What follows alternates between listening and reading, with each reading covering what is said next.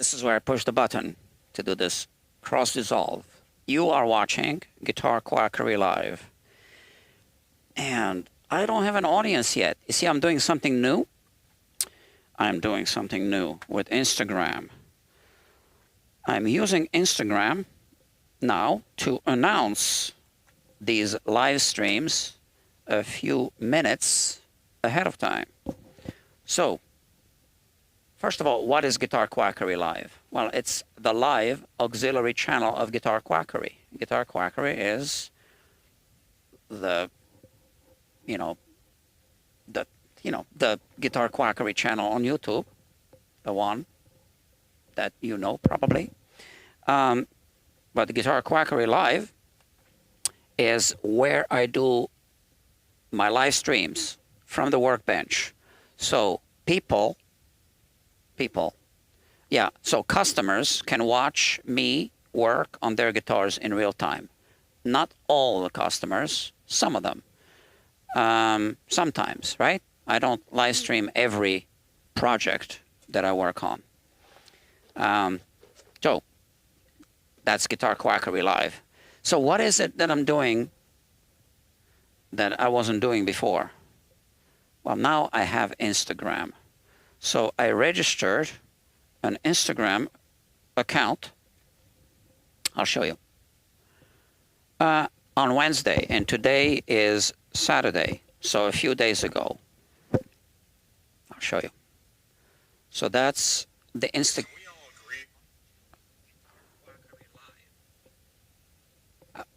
What the hell? So let's do. Guitars in New York City. We're going to change the bridge. The customer bought a new bridge. This is how it came. I don't know. So you watch a Guitar Quackery, and this is an announcement of an upcoming live stream in a few minutes. Check this out. Guitar Quackery right here, and we're live streaming. Check this out. The live stream starts kind of like this, and now you can see me, and you can watch me as I work on that guitar in a few minutes. So make sure you tune on to Guitar Quackery Live. Okay, now check this out. So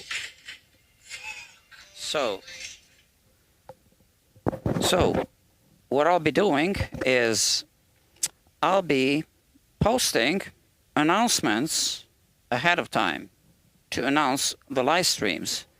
That's never been done before, but a lot of things that happen here have never been done before. This is just one of them. Like, do you know of any other guitar repair shop that is live streaming the work so that you can watch live? Or if you're a customer, you can watch your guitar being worked on live? I didn't think so. So this is the guitar. Now this is a $5,000 guitar, I think he said. Let me see. Value, declared value, $4,000. Okay. It's probably a $5,000 guitar now. He paid $4,000 a few years ago. It's made by Rick Kelly of Carmine Street Guitars. It says Kelly on the headstock, but you see, I titled this Unbutchering the Guitar. Well, according to the owner of this guitar's been butchered before. A little bit, or maybe more than a little bit, like the frets. So we are not, oh, look at that. I got 3 viewers now. So we are now just going to be doing some improvements on this guitar. One of the improvements will be the exchange of the bridge or the tremolo system, however you want to call it. And then just the setup. So initially he wanted to refret it. I said, we don't really need to do that. So we're just going to polish the frets, get a setup done, and that's it. All right. So yeah, unbutchering the guitar is a little harsh, but it just kind of came to me. Oh, that's a good title, and that's going to attract a lot of viewers. And I was right. 3 viewers. What I tell you. Okay. So 3 is better than 2, and it's even better than 1 or 0. Oh, it just dropped to 2. What? Did I say something? Is it my deodorant? So, you're going to watch me? Maybe? Till the end? I don't know. Maybe. Here's the Kelly guitar. We are going to remove the strings. We're going to remove this bridge, the tremolo system. But before we do that, we want to make sure that the new one actually fits. So here is the new one. And you know, this is how it came. You hear this, right? So this doesn't sound good to me. It doesn't sound right. So let's see what we see when we open the box. Okay, so this is my first ever unboxing video. I don't do unboxing videos, so, oh, that's how you open it. Let's see what's inside. Ah, okay, that's fine. And I guess just the screws and the springs are rattling. Okay, that's okay.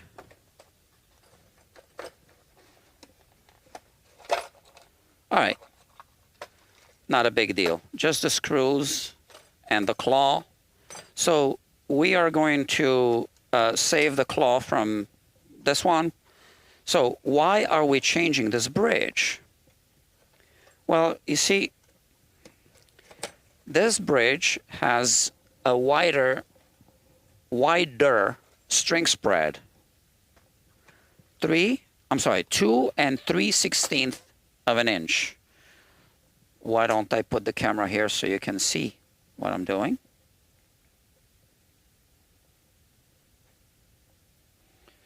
So why is that? Well, I have no way of knowing if this is true, but this is what people told me when I posted a video on the main channel.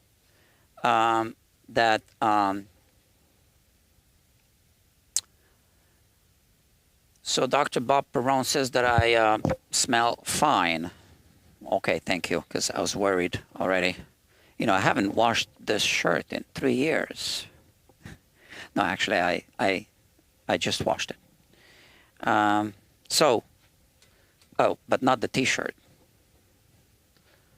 So this is what people tell me, that the neck pocket, or the neck, where are we here, on a Fender guitar used to be a bit wider. And obviously it had a bridge to match so that the strings would align properly with the neck. And then they, you know, kind of narrowed this part of the neck a little bit, and that the people at Fender told Leo, hey, we're going to have to make a new bridge for that, because now the string spread is too wide for that, and that's why, you know, kind of like the string is too close to the fingerboard edge, and it might slip when people play a solo. And I'm told, so now I'm just going to use the words of the person who told me that in the comments, that Leo was too cheap. Now, that's a bit harsh. It takes more than you think to retool an entire factory to make a new bridge. And as you can see, this one is narrower here. You see the string spread is narrower. Right? It doesn't fall like that. So, but the plate is the same, and the positions of these screw holes are the same. this is the same, right? So if we measure this, so we want to zero this out, and we want to switch to inches with fractions. We go from this string to this string, so that's going to be, let me just adjust it. Okay, there you go. So it's about this, right? It's hard to really know where the strings are. This is actually even wider than that. But it's basically 2 3/16 of an inch. Now, how does that compare to this bridge? Well, if we put it here in the middle, you see where this falls now? Or we can put these two. So this is 2 1/16 of an inch. So if I adjust it like that, now we have 2 1/16 of an inch. And this provides better playing comfort, so the strings are slightly closer together, and less of a chance of the strings slipping like this. Now, the other thing that you notice on a wide bridge is that this doesn't necessarily line up too well. Okay? So that's also going to be an improvement when we put a narrower string spread bridge here. So here's the thing. There was a period in history, in guitar making history, when after they slimmed down the neck, they kept the old bridge for a while. Eventually, maybe it was after Leo sold the company, I don't know, they made a narrower bridge. I don't know when. But now whenever they make a vintage spec reissue Fender Schmender guitar, they make it with the wrong bridge, because obviously people want vintage spec, because for whatever reason that's better than non-vintage spec. So there you have it. People want vintage spec. I'll tell you, 80% or maybe even 95% of people who are asking for vintage spec, I want vintage spec, they don't actually know what they're asking for. So vintage spec means the way that guitars were made before they figured out how to make them better. That's what vintage spec means. So this is going to be an easy job project. We're going to remove the strings first. So friends, now I have this Instagram. How many people watching? 4. So look up Guitar Quackery on Instagram and follow, because I will be making announcements for all of the live streams quite a few minutes ahead of time, so you can get ready for the live stream, because these live streams are not scheduled. And also, I actually have some really cool ideas for Instagram. I'm not going to tell you what just yet. That's why you need to follow. And I've been wanting to have Instagram for quite a while now, but you know, I just haven't. Yeah, kind of, you know, sometimes I'm a little bit of a procrastinator.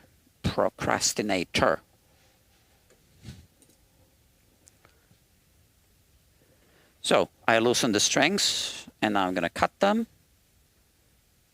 and remove them. These go into the recycling bin.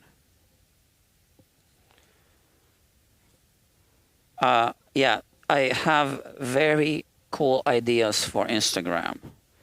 So I don't know if you noticed, but Guitar Quackery, just as a channel, is a channel that does things, I'm just going to say, differently, right? Now, I'm not saying that I dislike other guitar channels. I do not.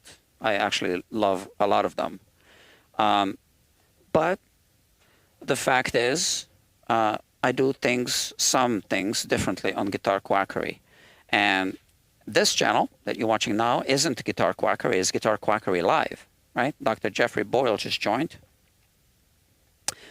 So Dr. Bob Perrone, I don't know, says vintage spec equals money grab. Yes.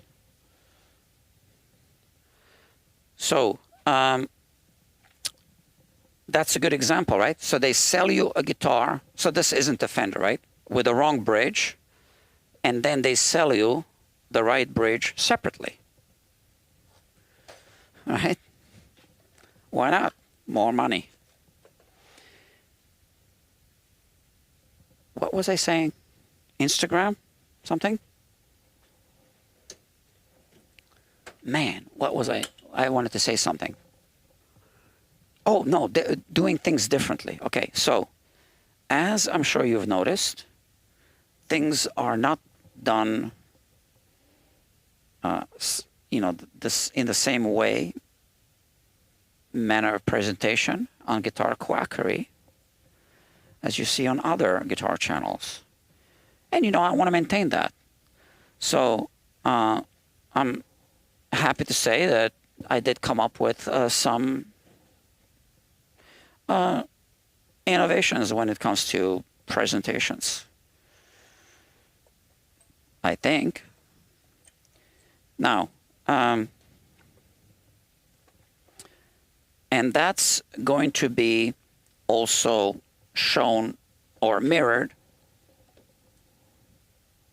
on Instagram.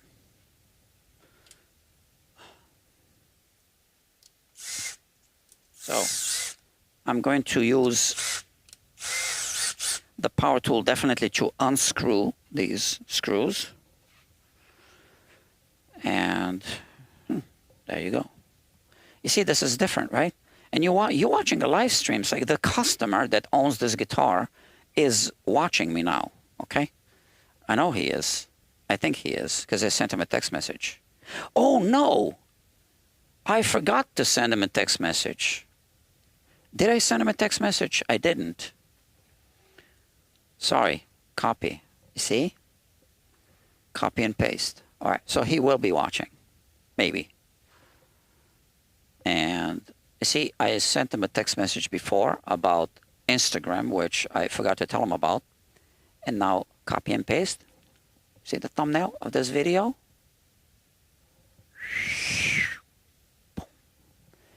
And now he gets the text message. So you tell me, who else is doing this on YouTube or in guitar shops? Not yet. So like I said, just unique things are happening here. And unique things are going to be happening on Instagram, on the Guitar Quackery channel or profile, I guess. All right. So sign up to that.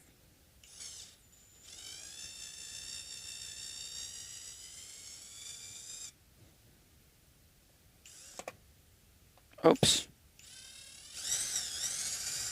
You see, one good thing about this is, you see how I slipped? Yeah.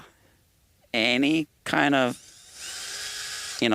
hammer falling on the guitar or anything that happens is going to be documented forever.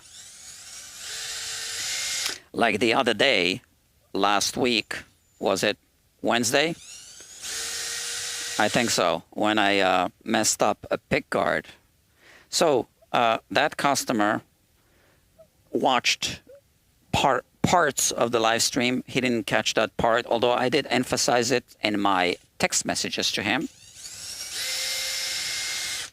And I knew he wouldn't care, but I couldn't assume, right? So he came today, he said, no, nothing. So that was that travel guitar. And yeah, I messed up. Yeah, I'm just a repair tech. So here, now we remove this bridge. That's it. And we can compare it to the new one, which is right there. Oh, that's not it. here it is. So let's see. That's the same. The holes line up the same way. Yeah, you see? So this bridge is going to go here.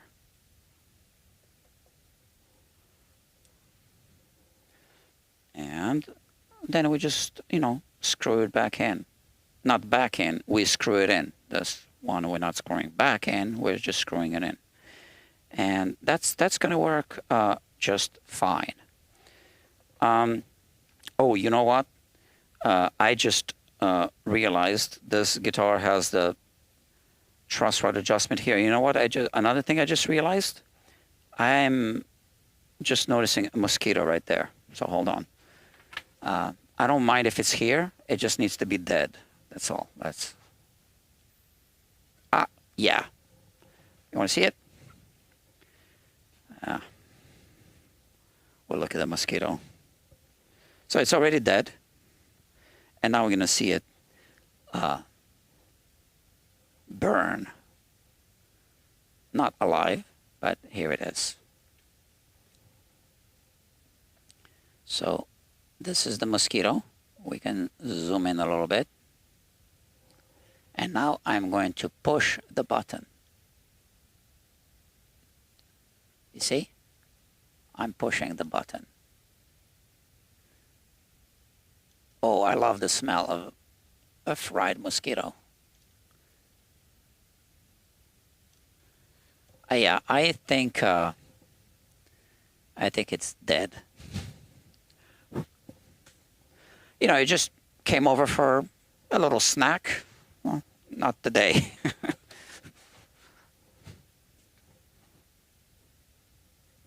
Sorry, not today. Or ever again. Whoops, yeah. PETA will be calling. Yeah, let them call. This was just AI. Mosquito death metal, yes. So that's Huckleberry Magic Hound says that. And Dr. Bob says, fried mosquito smells like victory. It does. I love the smell of fried mosquitoes. Okay, so let's put this here for now. One thing that's super, super, super important is always use the correct whammy bar with, you know, the bridge plate, the trem assembly. And, you know, that's another thing. This is, you know, we call this a tremolo, but it's really a vibrato system, okay, technically speaking. And I won't be installing it now. Let's just polish some frets, maybe. Put this here. And clean the guitar. So I know he doesn't want it like spanking clean. He likes this look, you know. It just won't be dirty, right? So we'll just clean it a little bit for him. And where's my rag? So I'm not superstitious, but this means that you're going to be giving money away. And when you feel that your left hand is itchy, that means that somebody's going to be giving money to you.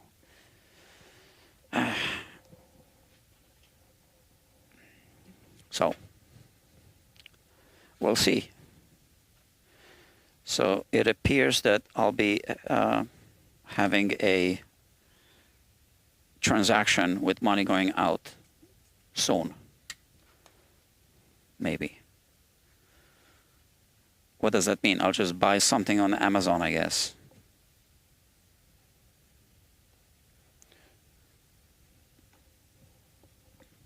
Oh, so speaking of transactions, I don't need this anymore today. Let me just turn it off. Okay, I collected all the payments for the day. Okay, look at that. That's good enough. This is this kind of guitar. It's made out of really old wood. The neck as well, 100 years old. 100 and plus, 100 and plus years old. Now, since the pick guard is off, what I like to do is I like to check the pots, because if I need to spray a little bit of a, you know what, the, what's it called? Deoxit, that's the time to do it before I put the strings on. So I check. You will not be able to hear this because my mic is here, but I will hear it. All I do is, why can't I plug this in? What? Well, I guess we need to check this now.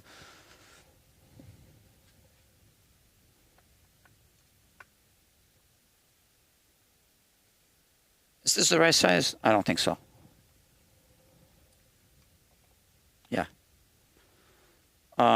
Yeah, what's up with that? So the orientation is wrong. The orientation of the output jack thing. Let's see. Yeah, it goes in like this.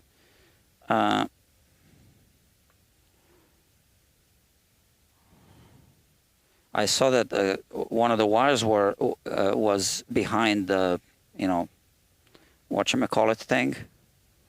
Let's see if that does the trick.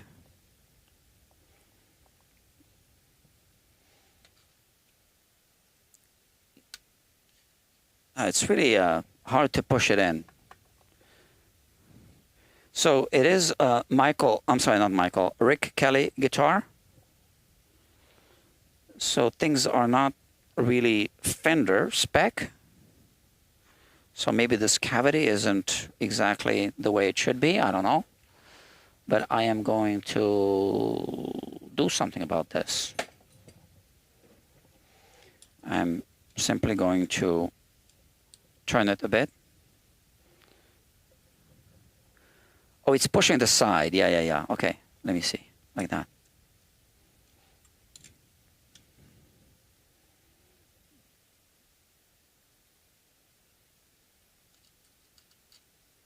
Better. Okay.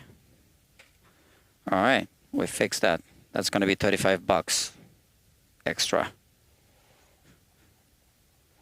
You see, and that's why I like to do live streams, because I just discovered something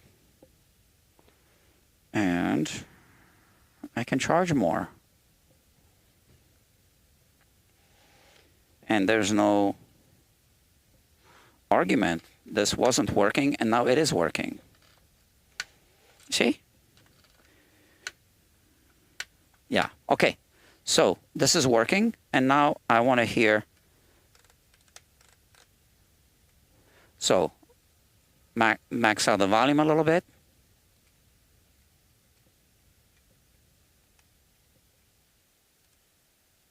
So I don't know how it's wired. There's a few different ways of wiring this. This is all good. All right, so no scratchy pots. Yeah, man. So sometimes I don't mind doing a little bit of extra work. But, you know, let's see who's watching. SF is here. What are your thoughts on loose screws and tremolo arms? Loose screws and tremolo arms. Should you use a spring, tape, or use nothing? Well, it comes with a spring when you buy a guitar. Now this one didn't come with a spring. How do we know this? There was no sticker. Or is there a spring? No.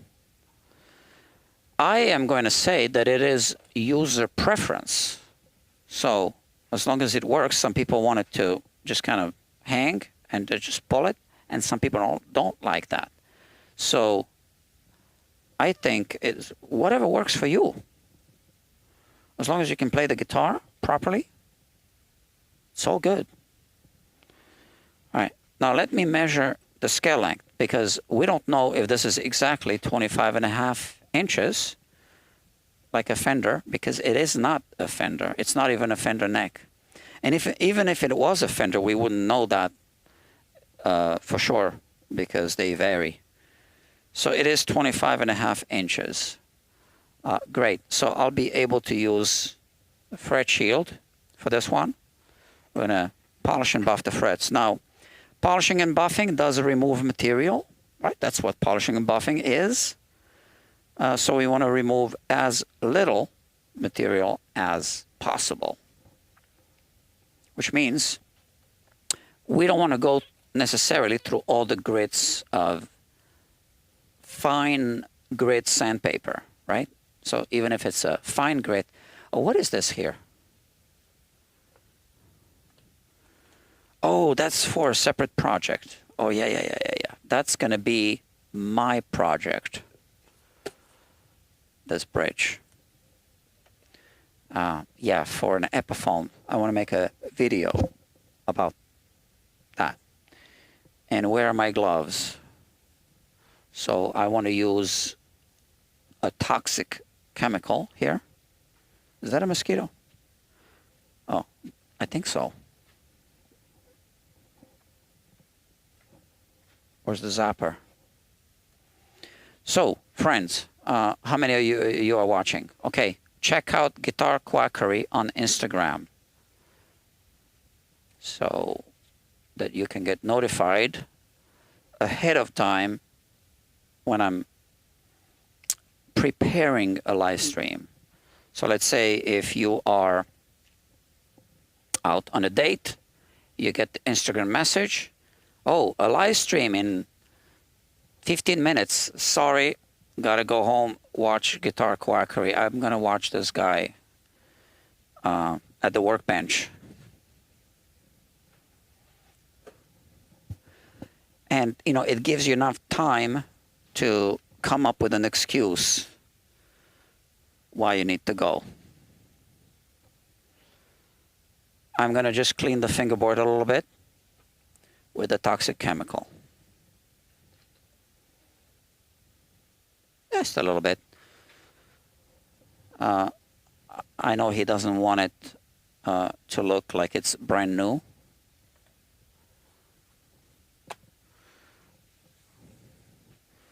Some customers do, some customers don't. So it's kind of like the spring. It's whatever works for you. But we want to remove some of the cheese. You see?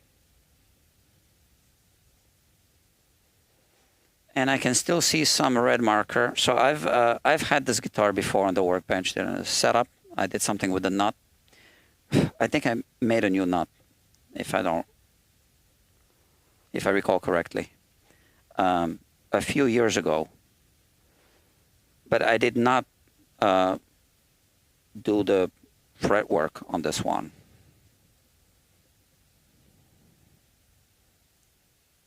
And the owner of this guitar has some issues about how the fretwork was done.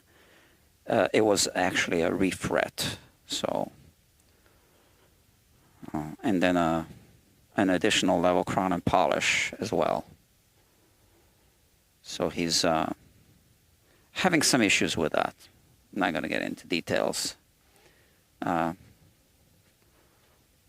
Things didn't quite work out the way he wanted. To be honest with you, both technicians that worked on it are good friends of mine. So they might be watching.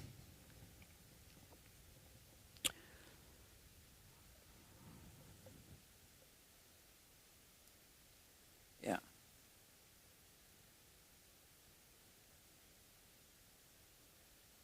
So look, I'll be the first to admit, I'm just a technician with a YouTube channel, right? I say this sometimes, and not every customer is happy with my work. I had a guy kind of recently. The guitar was on the workbench during a live stream. And yeah, during one of the live streams. But I'm going to say with that one, it's completely unreasonable. There was just a lot of cork sniffing about how the guitar frets sound or don't sound on this and that, and I just can't help here. It sounds like a guitar, and every guitar doesn't sound like another guitar.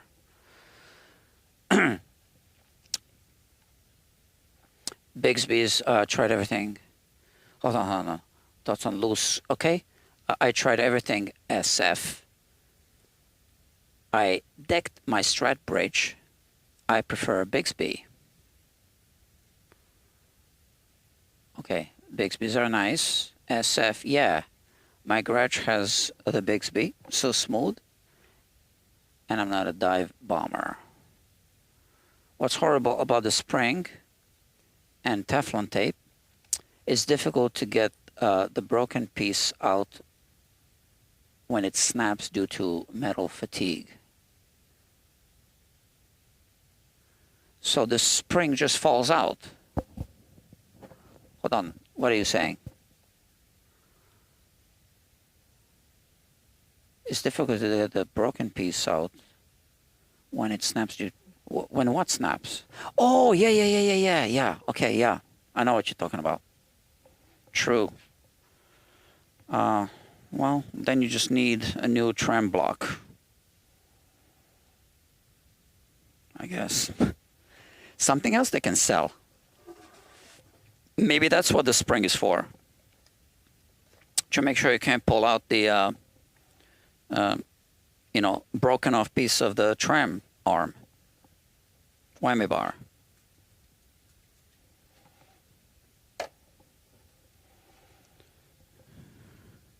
It's like Apple. You buy a computer, for whatever reason, it stops working when the Apple Care expires.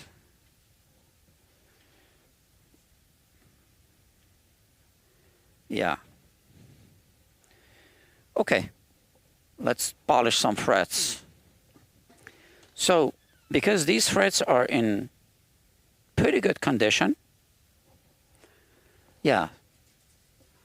Oh yeah, man, I polished them. That's why they're good. No, I remember working on the nut, right? So, yeah, I polished the frets. But that was a long time ago. If I polished these frets last, which I did, I know what I did to them. Which means, based on not any fret wear that I can really report here, which is good, it's surprising, we can just go ahead and do some buffing without the polishing. Let's see. We test on one fret, and we see.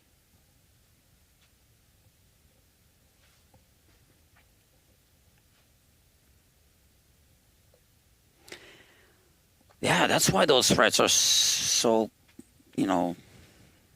good.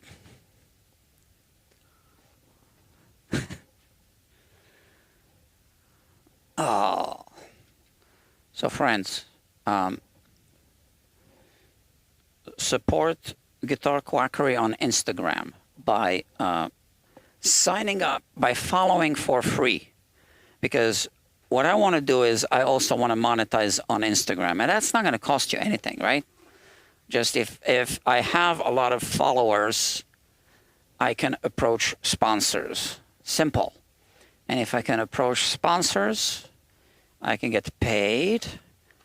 And if I get paid, I can work less on guitars that I have to work on to pay the bills, and I can just focus on working on guitars that I want to use for content. Right? And you know what? Is this wheel good? I don't like it. Let's put another one on. So I bought this new buffing compound. I have these, right? Oh, you know what? I forgot to put a link to all these things. Let me put a link. Let's put a link. So idea products. Okay. What is it called? Polish.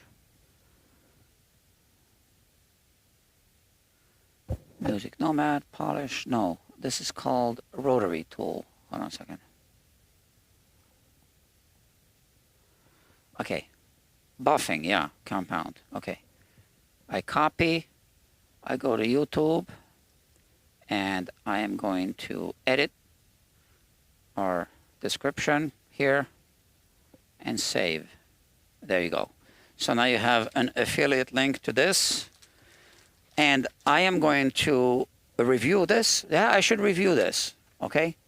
This is not recommended for the. I'm sure this is a good thing for other uses, but not for this. So if you want to buy the buffing compound, see, I said, like, let's buy the bigger one, save some money. It's not. I knew it was a different manufacturer, but I just said, this time let's try this. It behaves differently. It's a different thing altogether. So let me show you how to change these little things. So here you have to lock it here so that this doesn't turn, and you unscrew this thing. And this one is completely clogged up because of the other buffing compound. It still works. Something about it I don't like, okay? So these have a little hole, but it can never be dead center, which is why we need to do what I am about to do. Okay, so that's good. Now we can release this. And now I have a plate with sandpaper right here.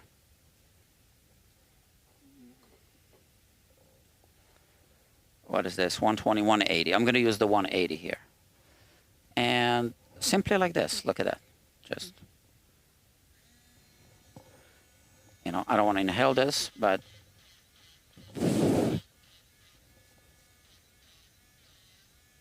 like that. Okay?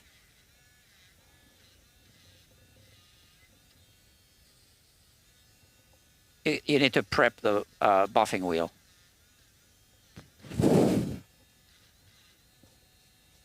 I think this is wool. I still don't want to inhale it.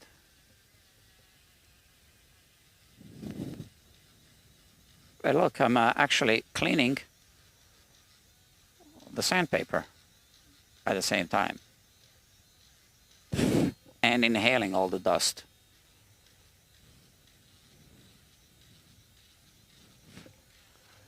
All right. So this might be okay now.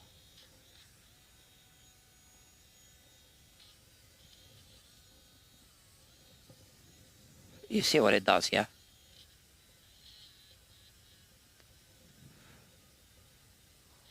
Basically, we want to make sure that it's not eccentric, right? What's the word? Concentric?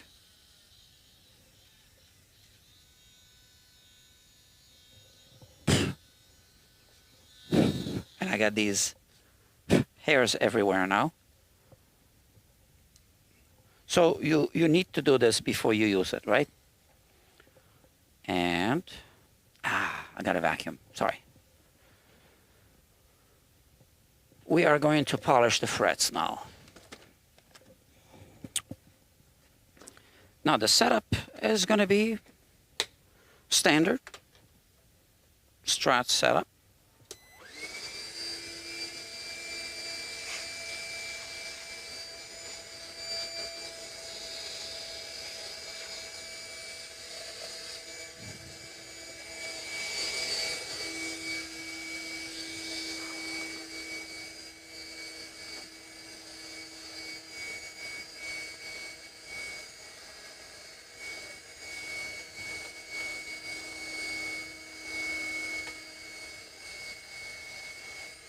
Yeah, I think we're good. Whole bunch here.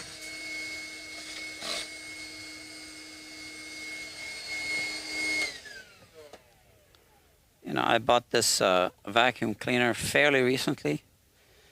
I don't know if you remember from the older videos or live streams.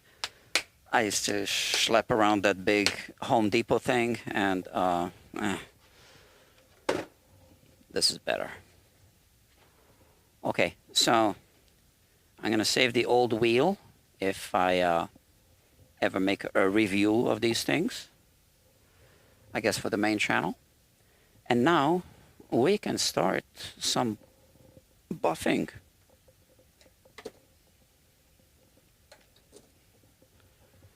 Okay, I can't wait. So yeah, tell your friends about Instagram Guitar Quackery. Like I said, I have some ideas. I can't tell you what just yet, or I might be bluffing. I might be just saying that just to get you to sign up. There's only one way to find out. Sign up. Follow. Instagram.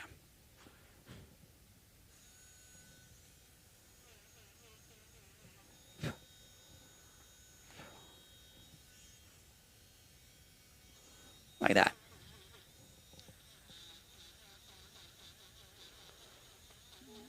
So we need to saturate this buffing wheel a little bit with the buffing compound.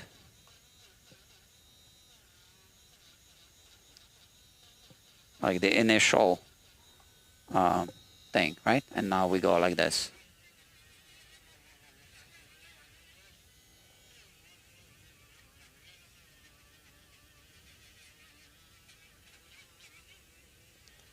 Yeah. I think this will work. So, like I said, we're testing it on one fret, just to make sure that I don't need to do anything else prior to buffing. So if you've watched me before, you know that I go through a lot of grits. And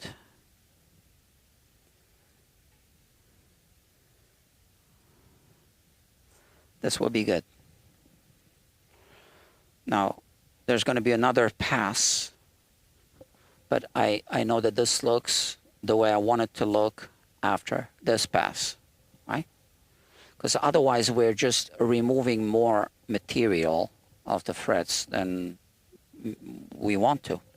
Okay, and you can see now that because we prepped the wheel, that it's black all around, so we're not skipping anywhere.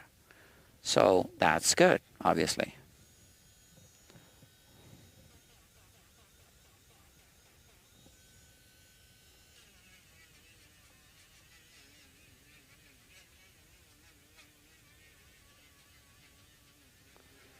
So I'll use this a little bit, or maybe after I'm done with all the frets, I am going to take this, put it on a microscope for you guys.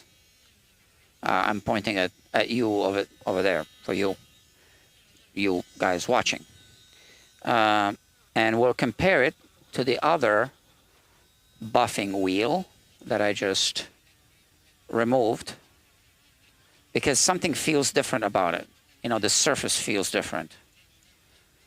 I didn't like the way it felt on the frets. I mean, it did the job, but it was just leaving too much residue. I think they use a different wax. I think a buffing compound is just wax with some kind of fine grit mixed in. What else could it be?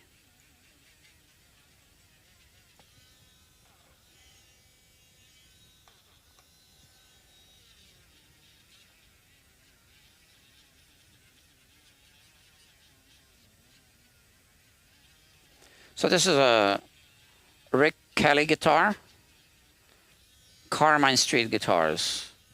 So here's a famous builder, New York City builder. I don't have a personal opinion about him. I've never met him. I never bought anything from him. I never dealt with him.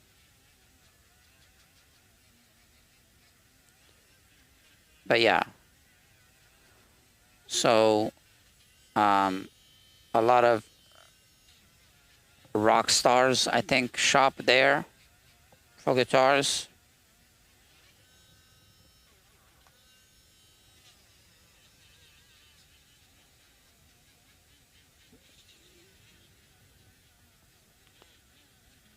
So he's got a name.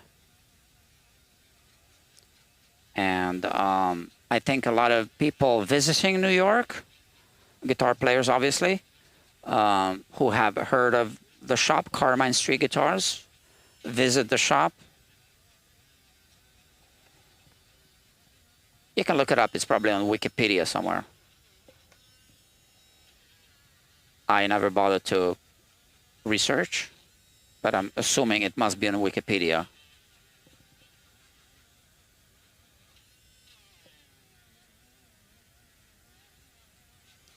So I think he knows Jim Jarmusch, the rock and roll film director. Not just rock and roll, but and some of the guitars are made from the joists, from the floor beams from Jim Jarmusch's old loft. That's what I heard. Not that it makes a difference in tone if it came from Jim Jarmusch's loft or someone else's loft, but I'm sure that it makes a difference in price.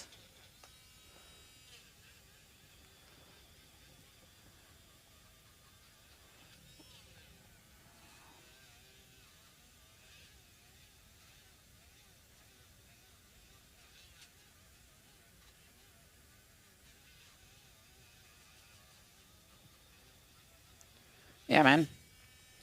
How about this camera angle? Not the best, I guess.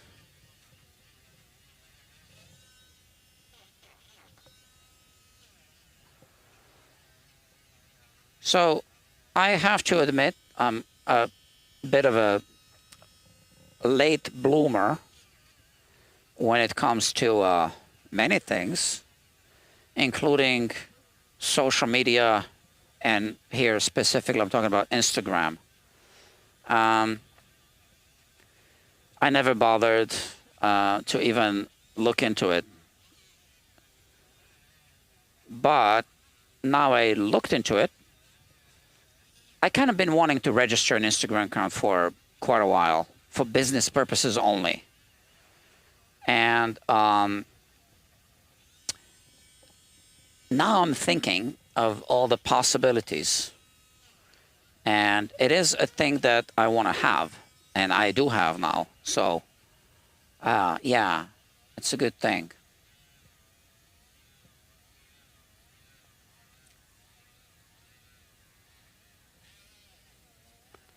Well, I'm trying to say it can be a good thing, and it can be a bad thing, like a knife, right? A knife can be a good thing or a bad thing. It depends how you use it.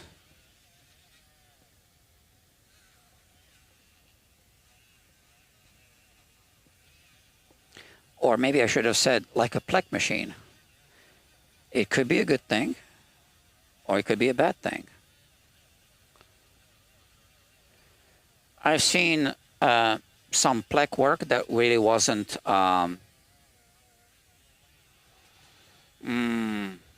what's the word? It wasn't good.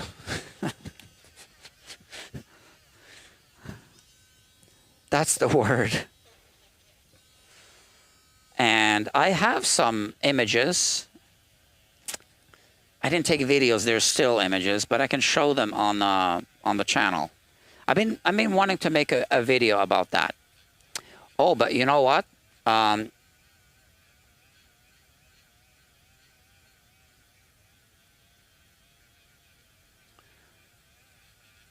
So one of the viewers, now he said that I can tell you that his name is Kevin, is retired. He's an astronomer, was an astronomer, or is a retired astronomer, scientist.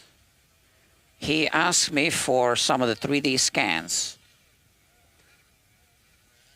of fingerboards and frets. And I said, yeah, whatever you need. And that was before he told me he was an astronomer. So he said he wanted to experiment a little bit. And said, this is one thing that I want to make sure that people know. I have an open source mentality, right? So you want to learn something, you can come here, you can ask me, I'll tell you. So same thing with those 3D scans, you know. I can do whatever is humanly possible to help someone if they want, if they need those things, whatever, no problem. If I can, I give them to you. If I still have them, right? Some of them I'm going to have to delete because they take up a lot of space. Some of them are massive files. So, but it turned out that he did amazing things with some of the scans I sent to him, with all of the scans that I sent to him. And then he bought his own scanner as well.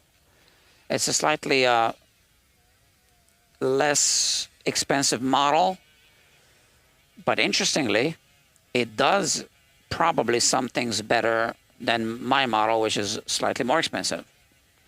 Because also it's from a different manufacturer, right? So that's interesting. So I started a playlist on this channel called, I think something 3D scanning R&D, something like that.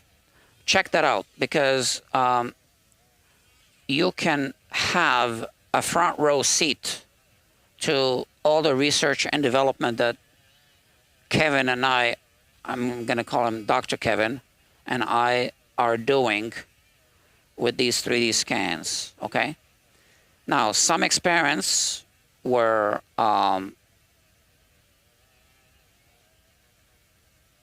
not producing the results that we hoped for, but there's an old Chinese proverb, there's no such thing as a bad experiment, right?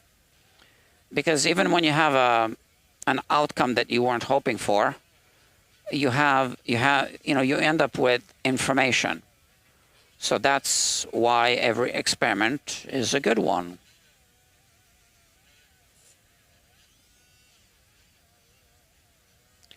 That's why when surgeons started back in the day performing surgeries, they said, well, surgery was a great success. Oh, let me talk to the patient. Oh, no, the patient is dead, but the surgery was great.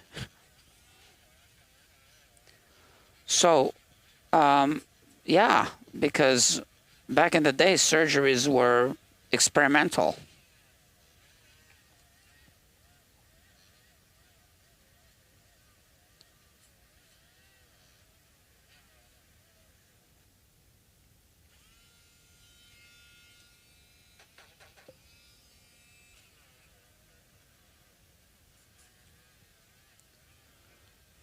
So Kevin and I, Dr. Kevin and I are doing, right now we're in the research and R&D stage of this thing.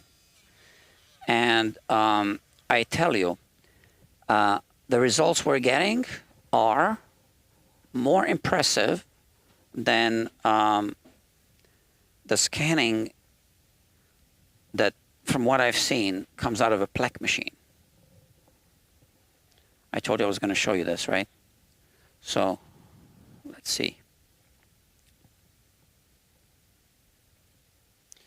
So here we're looking at, let me focus. and zoom in. The surface, that's completely clogged up, right? That's from the buffing compound that I don't like. See, it clogs up everything. A little bit more light, a little bit more focus. See, these particles get stuck inside between the hairs. And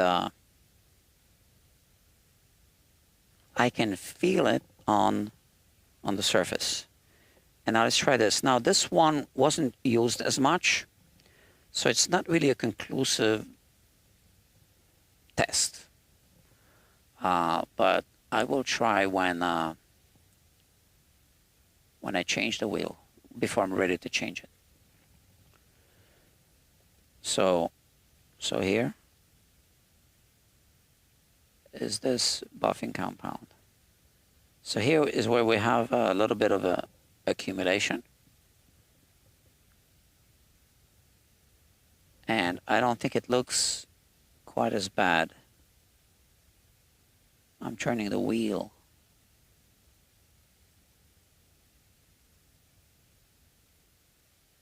Okay. So I think this is, well, I know it's better because it behaves better. And I don't like it when kids don't behave. Let's start recharging this thing. Okay. And now we remove the buffing compound from the frets, and then we'll do another pass.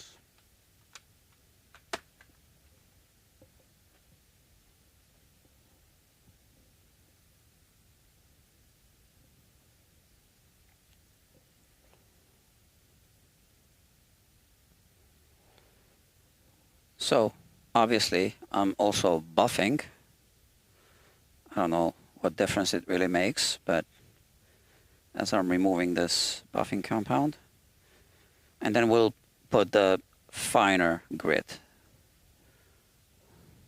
compound.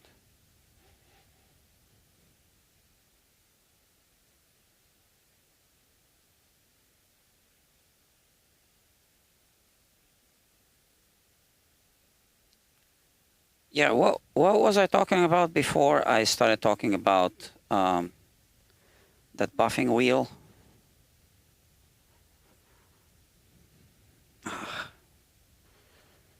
I kind of think that I wanted to finish some thoughts. So this customer was telling me that he's kind of feeling that these frets are just a little slightly lower than he wants it to be. I think he said that, yeah. So this is why I'm also being careful not to overdo the polishing. I didn't go through any of the grits. And like I said, you don't necessarily need to go through the grits of what I call micro mesh grits.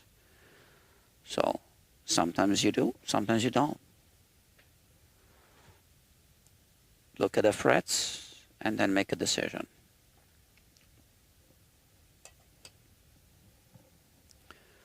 Let's see, any comments?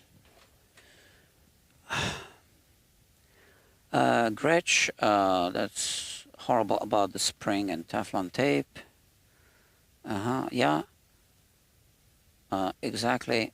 Okay. Another issue is that the threads in the block strip, and that makes the bar more sloppy. Yes, that is true.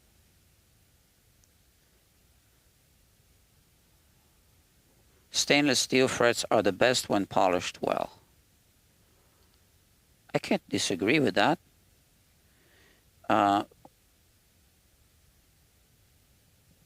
There's more than one kind of stainless steel, obviously. I think you know that.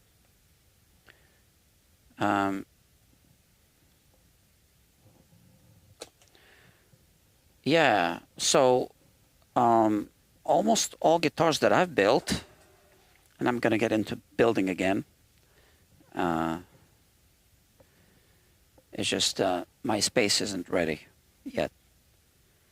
Have stainless steel frets. Yeah. Jescar stainless steel. So the stainless steel fret wire that you get from StewMac is different than the Jescar stainless steel wire. So that's one thing to remember.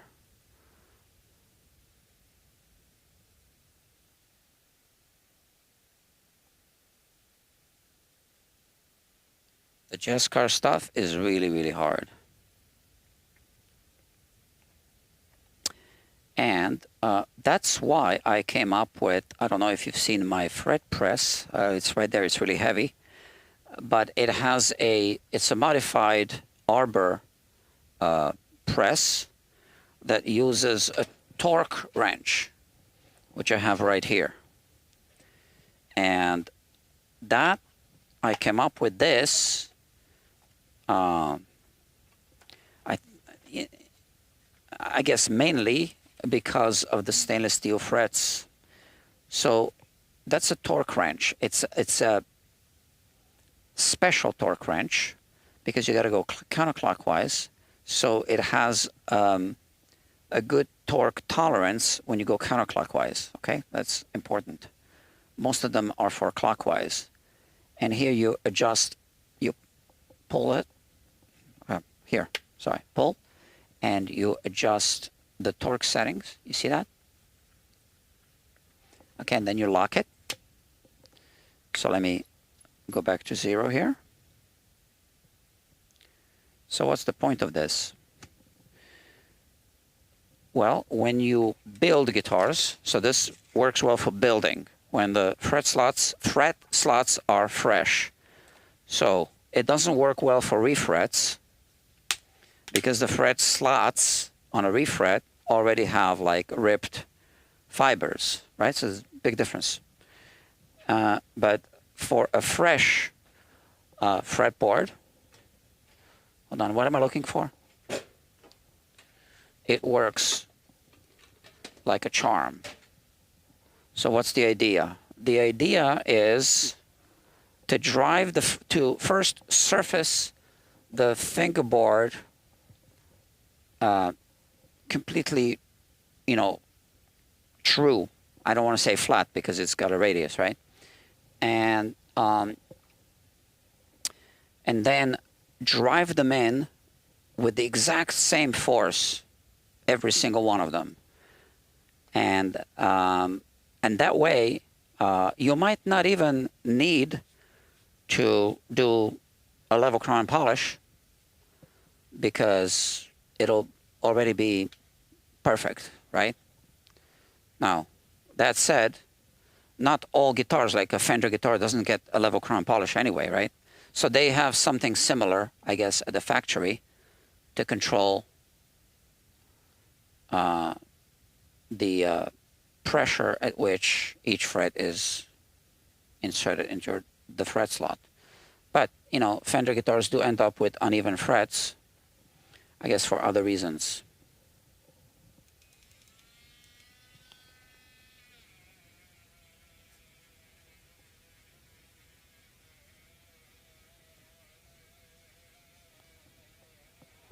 So yeah, so because I was putting stainless steel frets on not all the guitars that I built, but most of them, I wanted to avoid having to do too much in terms of leveling and then recrowning, and so I came up with that,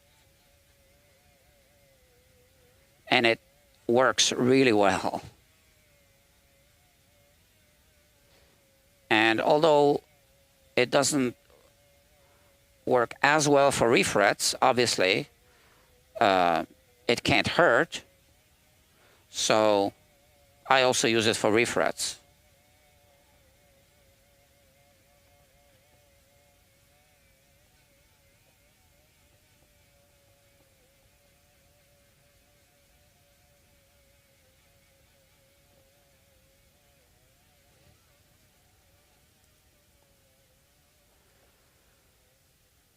I put a little too much compound here.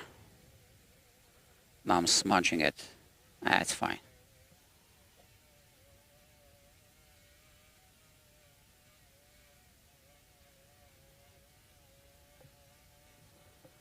Yeah.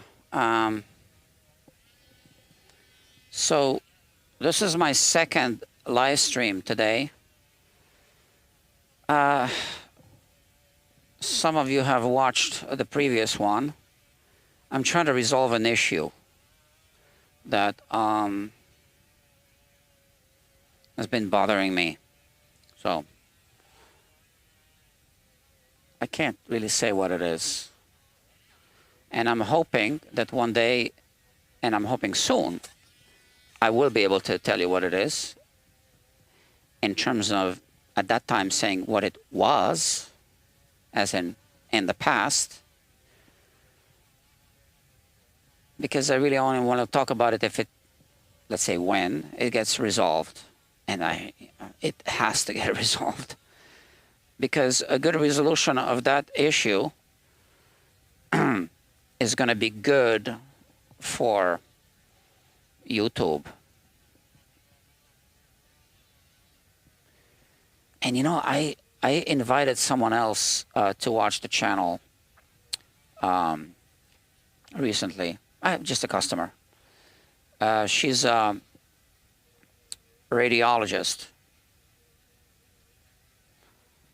I think that's the word. She only works with ultrasound.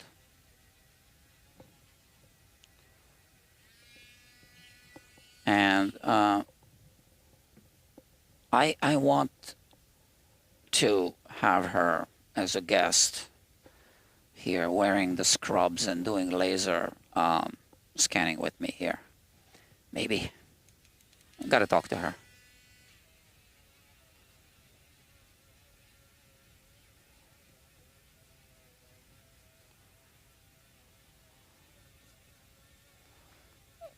Because, you know, I like to mix science and witchcraft. Speaking of witchcraft, so you know the brand Switchcraft. I think that's a great name for that brand that makes switches and output jacks and all that.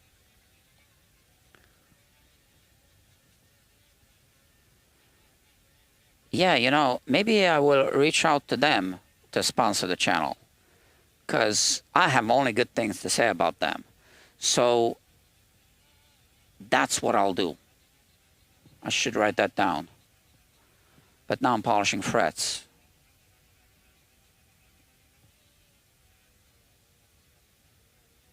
I guess it's a brand name, right? I mean, or is it a division of All Parts? Because All Parts sells Switchcraft. Oh, but also you can buy it. Yeah, so if you buy an output jack in a Fender branded, it's a Switchcraft. Or if you buy a Gibson branded, hold on, let me just finish this.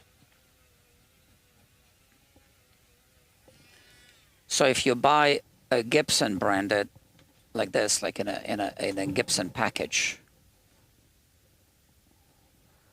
like this, in a Gibson package, genuine parts it says, and if there's a switch, like the toggle switch, it's a Switchcraft brand. But then the same switch will be sold in an All Parts box under the All Parts name, and it's going to be the same exact switch. It says Switchcraft on it. So, so I'm not sure if, I guess Switchcraft is a separate company, right? That would make sense. I got to look it up. Can you guys look it up for me? Because I want to reach out to them. And you know what? I'm going to write that down, because otherwise I forget things. And that's a really good idea. I need sponsors so that I can keep this show going. So, Switchcraft.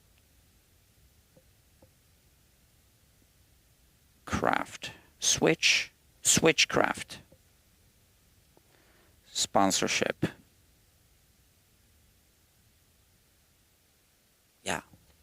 put over here. I would love it if they could sponsor. And for brands like this that I really like and respect, I would actually charge, like if they couldn't pay the fee that I'm hoping to collect, I would agree for a lesser fee.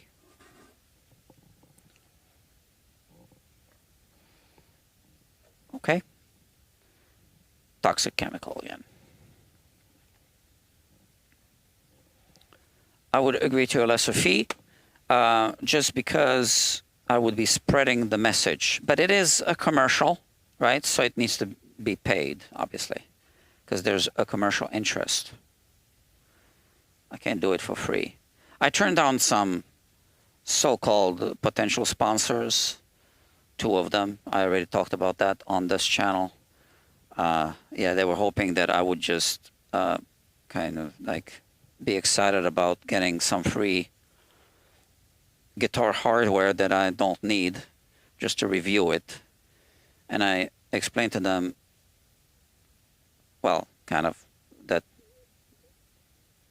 you're asking me to produce a commercial for in exchange for like a pack of tuning machines that I don't need. It's like, what planet do you live on?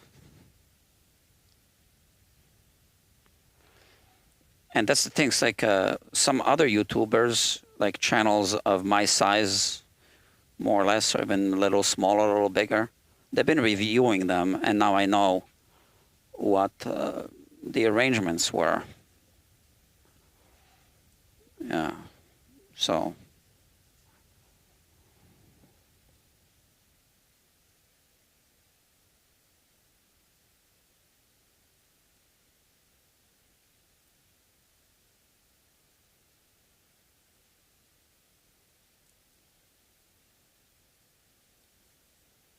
Yeah, it doesn't work like that.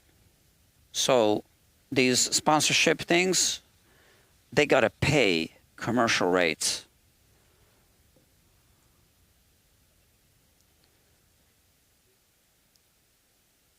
Wouldn't you agree?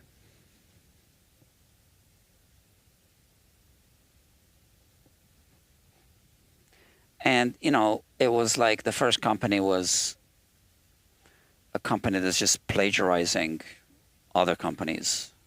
I don't have anything to do with that. The expectation is right away, we're going to send you the products, and of course you are going to praise them.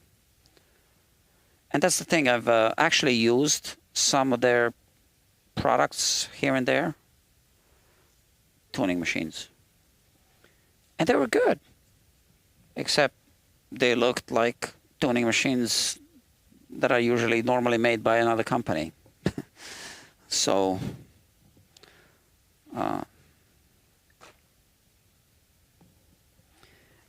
and you know, for tuning machines, why can't they just change a little bit how they look? I mean, they're going to end up making them from scratch anyway, so.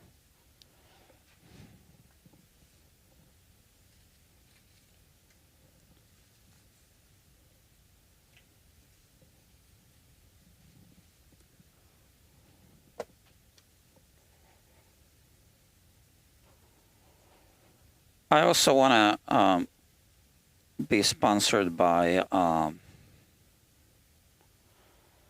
non-guitar companies. And that's why I want to start that Guitar Quackery business channel. Because, you know, it's basically the idea is that the Guitar Quackery YouTube presence would just be a network of channels. So one channel can finance the other, that's fine. Right? So I think that there would be opportunities, and which is one reason why I want to keep it separate for the business aspect of, you know, videos about guitars, be a separate channel, just business, because you can get business, like money sponsors, and they don't want their sponsorship efforts to be buried inside of a channel that's mostly about guitar repairs or reviews, or, you know. But if there's a guitar business channel, it's just how to run a business of guitar repairs or other guitar, you know, retail maybe, I don't know. I mean, I know a little bit about retail. Can always research and, you know, post videos like I know what I'm talking about. That's done all the time, right? On YouTube. Yeah. So I'd be okay with, you know, kind of the main channel not being the big earner. The main channel is really what I want to have, right? And then the business channel earning more and, you know, financing the main channel. That would be good.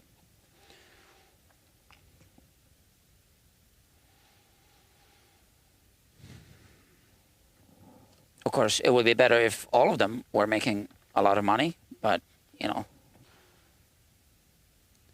if that's not possible, what can I do?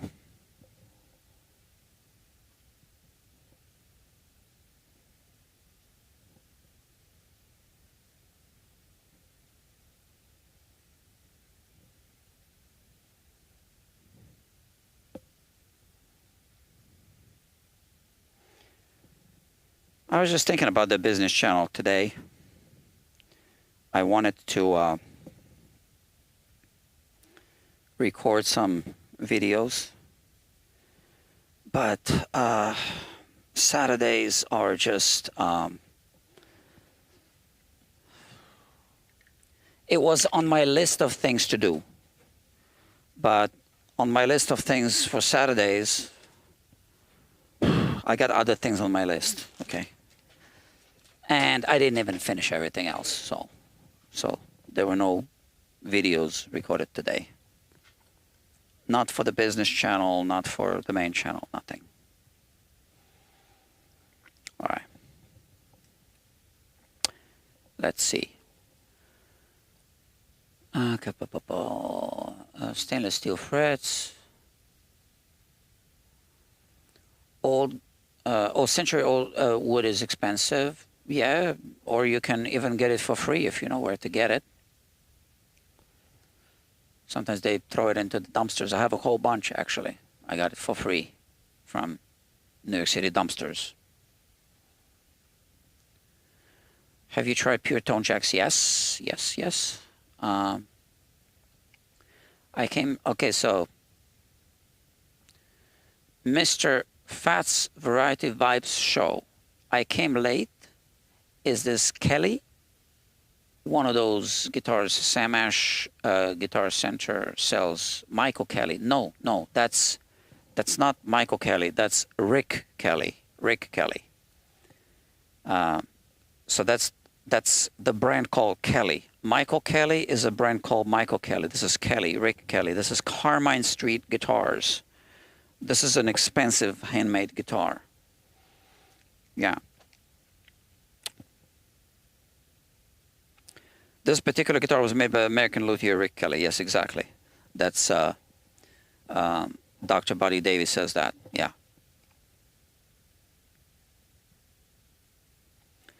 And Dr. Buddy Davis says Michael Kelly is a fictitious brand name. That is also 100% correct. Manufactured in factories. Yeah, in factories, wherever. Michael Kelly is like Franz Hoffman violins. Yeah, Franz Hoffman. $50 violins made in China. Okay, so this is doing its thing now. I am going to mount the bridge. Yeah, the trem system. Tremolo. So now, should I put the old screws? Yeah, I kind of like that. I'm going to put the old screws on.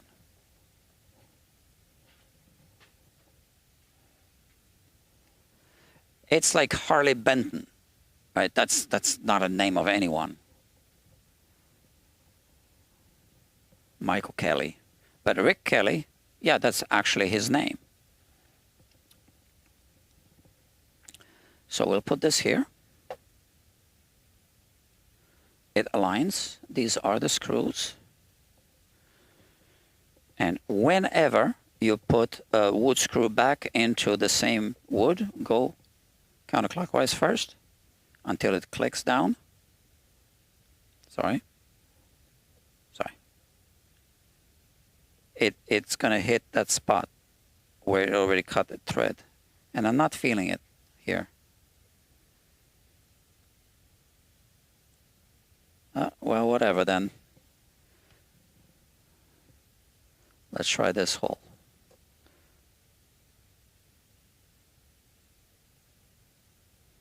Because these threads are finer, sometimes you can see it sink in into the hole.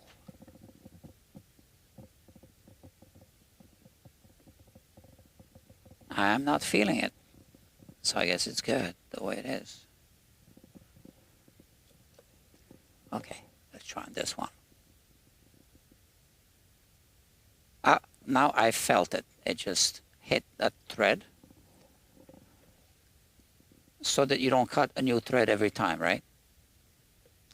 I saw it sink in, I heard it, and I felt it through the screwdriver handle.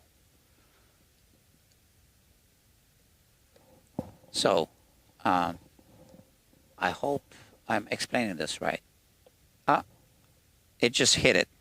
So this time it was just a little turn, okay? So if I go more, and now you saw it sink in, right? So that's when it hit it. It hit the same threads. And I just felt it again. So on every one of them it's like very close. Hold on.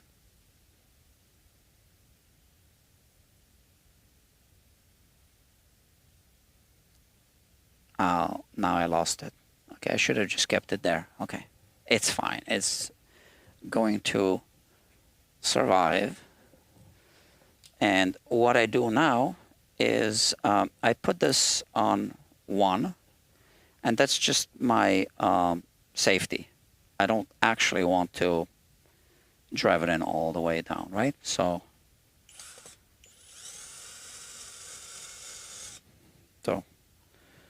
like that, right?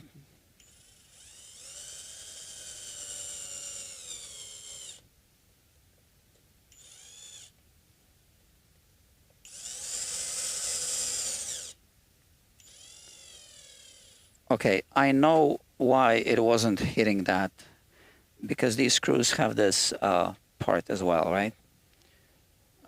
And I'm sorry, but there's a mosquito here.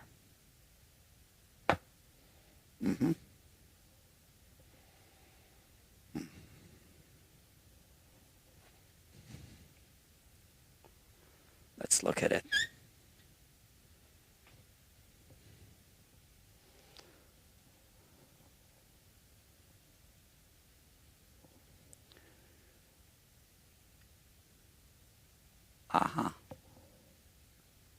There. Amazing. Look at her eyes. It's a she.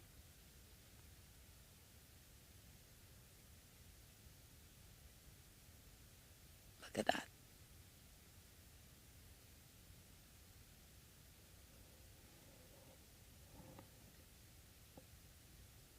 Yeah. It was a she. Just came over for a little snack.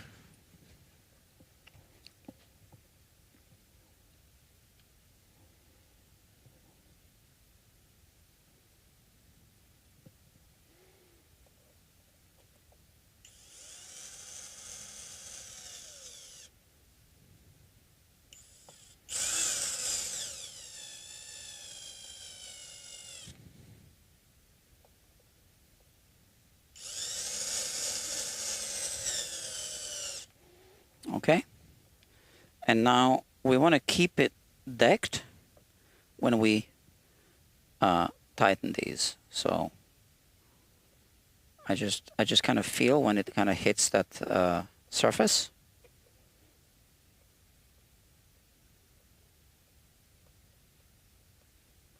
That's it.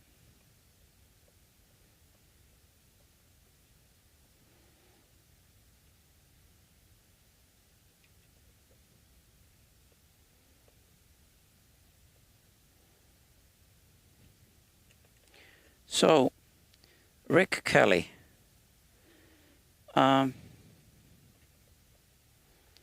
Luthier.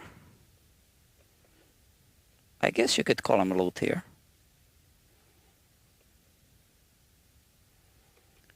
To me, a luthier is more someone who could build acoustic guitars. I don't know, for some reason that's how I see it in my head. And one who builds electric guitars, solid body, would be a builder. Again, in my head. I don't know. A luthier should be able to build semi-hollow guitars, hollow body, and acoustic guitars, and of course electric guitars.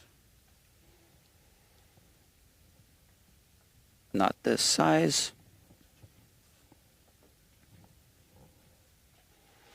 Okay, we are going to dial in the compensation, kind of like we did on the other bridge that I was live streaming today, just rough it in.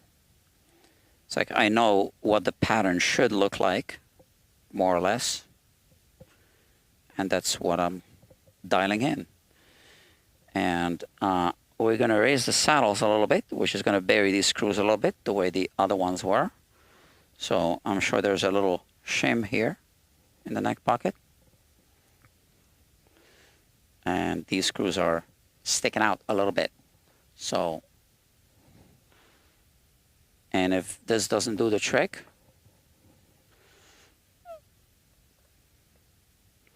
yeah, so once again, camera.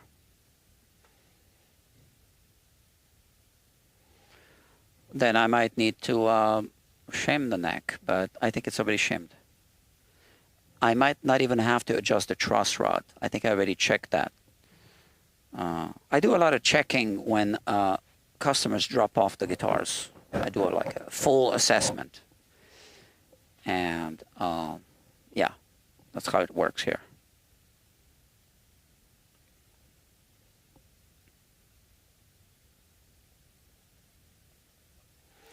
So I want these to be higher up than they need to be.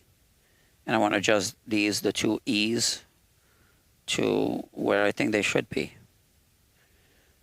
Of course, we will only know once we put the strings on and tune the strings to pitch. Now, the reason why I want to adjust the middle ones higher, significantly higher, is so that I can lower them down to the proper radius. And I'll be using a radius gauge for that. Yeah. Okay, my fingerprints are here now.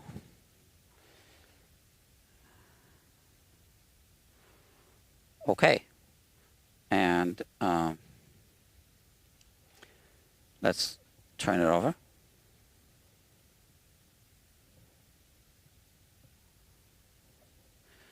Now, because this guitar is being worked on here, sometimes I put the gold seal of approval inside the somewhere. And this guitar is going to get that. It's the gold seal of approval from the New York City Department of Guitar Maintenance and Repairs. Check this out. It says right here, New York City Department of Guitar Maintenance and Repairs. You can see that. Is it in focus? I hope so. That's serious business. So we are going to put the gold seal of approval inside of that guitar.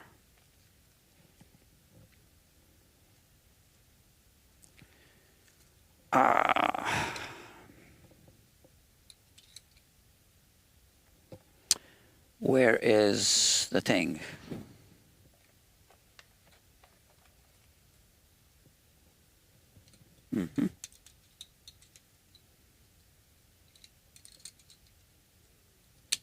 Okay, I'll show you how this works.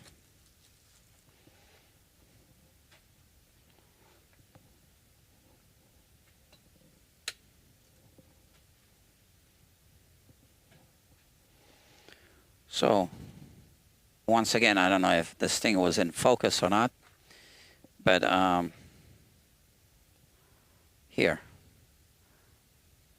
New York City Department of Guitar Maintenance and Repairs.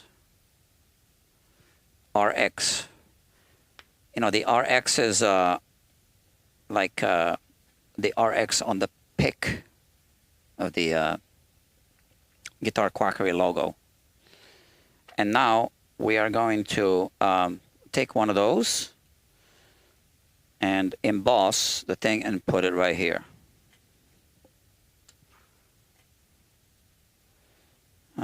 If it sticks, well, we'll see.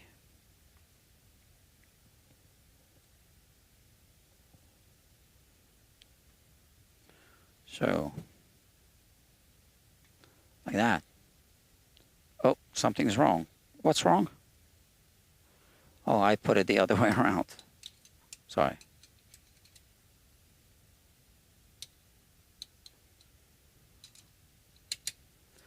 Okay, so this one is not good enough.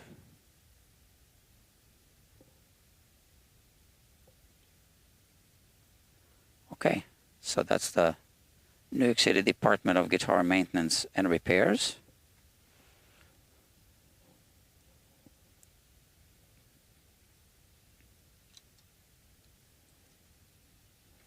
And now the gold seal of approval goes inside here.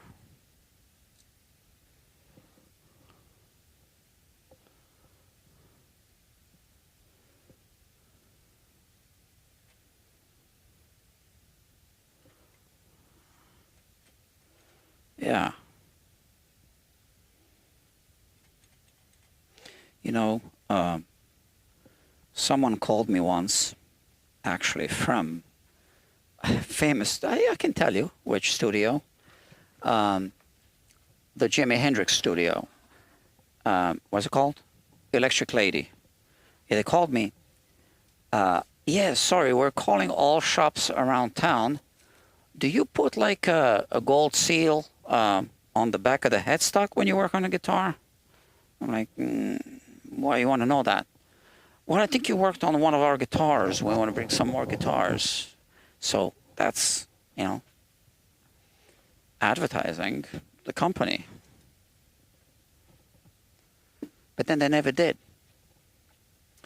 So, yeah, I worked on some of their guitars once.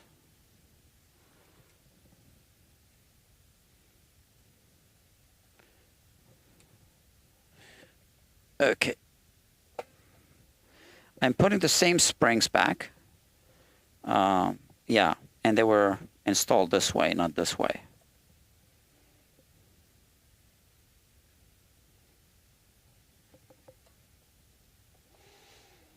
I do it either way. Depends. So you can see how I do this, right? Hold on. Like that.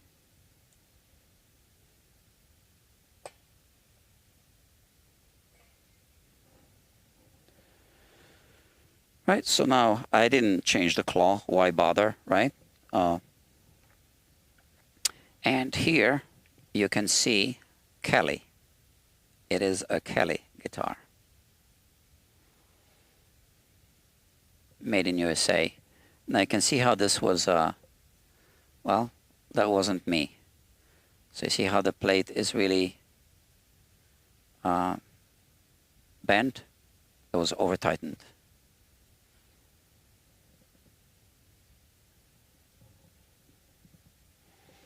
Let's clean up the bench before it's too late. Too late for what? I don't know. Too late. And I know that this customer brings his own strings.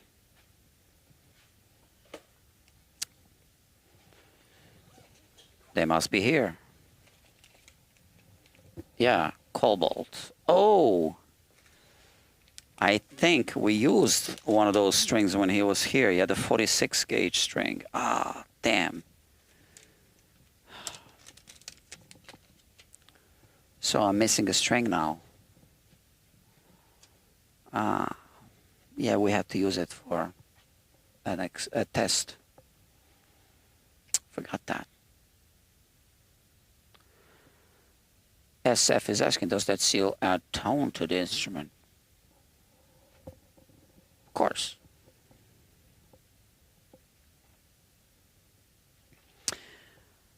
So, Dr. Buddy Davies says, I agree with you with your definition of a luthier. Much more skill involved in building acoustic instrument. Yeah. Check out Taran guitars built here in Scotland. Taran, okay, I'm gonna check that. Rory Dowling is the builder. His guitars are, I guess, great, right? You can post the end of the sentence. SF says bolt-on guitars are not luthier level. 335s, arch tops, Les Pauls, PRS, set necks require more skill and precision. Correct. Does that Kelly guitar have a neck shim? I believe it does, because I usually shim the necks to bury the screws here. And like I said, other people worked on the frets. I'm not going to talk too much about this. Those people are my friends. But the customer has some issues with that, and we'll just leave it at that. But I once did a setup on the guitar, and I believe I changed the nut, or I adjusted the nut, something along those lines. So when I do that, I am likely to put a shim there. Now this is not a fender, but on the fender I always do, because it always needs it in order to bury the screws on the saddles, right? So I believe that I must have done that on this one. I can't remember. I see too many guitars. So it's possible that it's slightly different because it's not a fender and that it did not require a shim, but we'll see. We'll put the strings on, we'll see. The only thing is I don't have a 46 gauge cobalt string. So let's see if this pack has a 46 gauge in it. Yeah, so we'll just use this one. Okay, and I'll just tell the customer about this, and he knows how to change his own strings. So one thing that I don't like about Ernie Ball is this. Every string is in its own little package.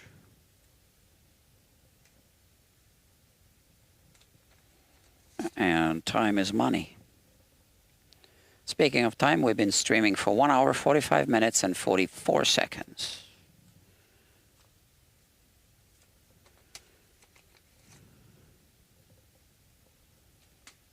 And this customer wants the bridge decked, which is why I didn't change the springs.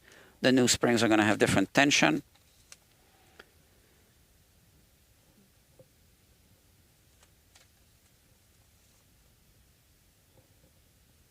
All right.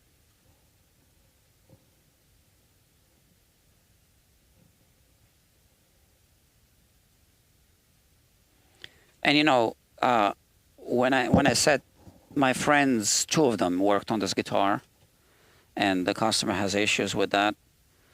So I want to say that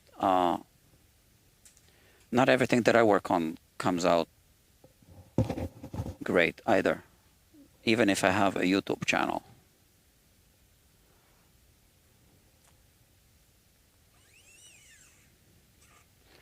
And that's one thing about this channel. So far, I haven't had a major event situation, but it's bound to happen sooner or later. Something that I can't hide, and it's going to be exposed. And if it does happen, I'll just leave the video. It happens, right? I think we all need to accept that things happen.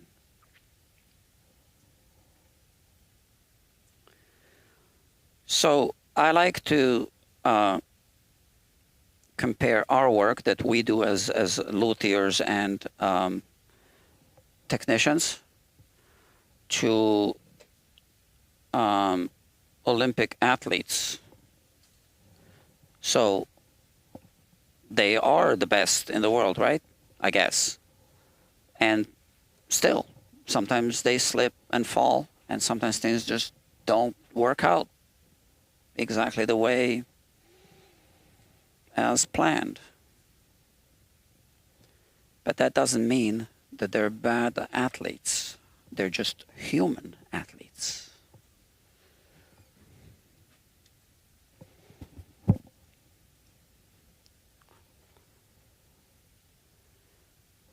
Figure skating. Those people can do amazing things.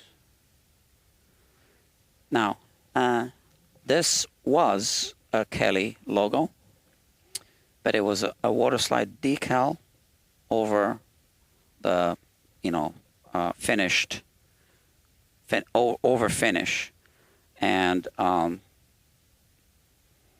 my friend who worked on the frets taped it up and then removed the tape, and this came off. Right. That's that. And the customer was not even upset about this, actually. He didn't even care about this. But that happened to me as well on a different guitar. It was a slightly different circumstance. Actually, I wasn't taping it off.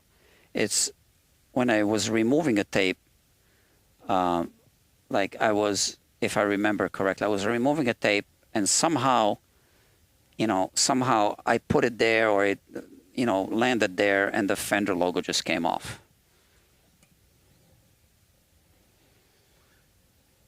And it was an expensive guitar. It was a custom shop, obviously, signature model, Eric Johnson guitar.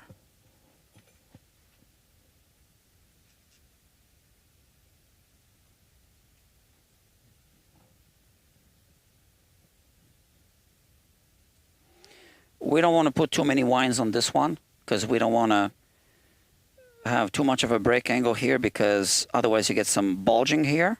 And actually, in those cases, sometimes the string isn't even seated at the bottom here, but is seated at the back. And then you have the bulging, the string lift, and it's not right. So this is why I put only a little bit, of string here.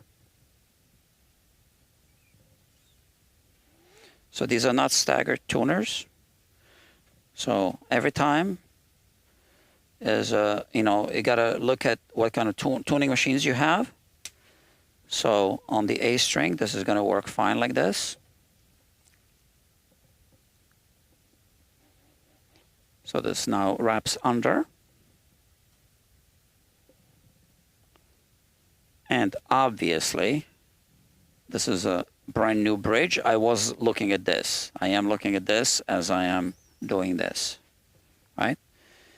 And here I go, because it's, you know, further away from the nut than this one, I want to make sure I have enough wraps, so I go past the second tuner here. And then the G string definitely needs more. So on this one, you can do it like this. And now you need to untwist the string. Say it's still loose enough, you can untwist it. It's all good. You put it there where it needs to go. I'm keeping it at tension, like here, like that. Like this maybe. Just making sure it doesn't make a dent in the wrong place. And now we just wind it.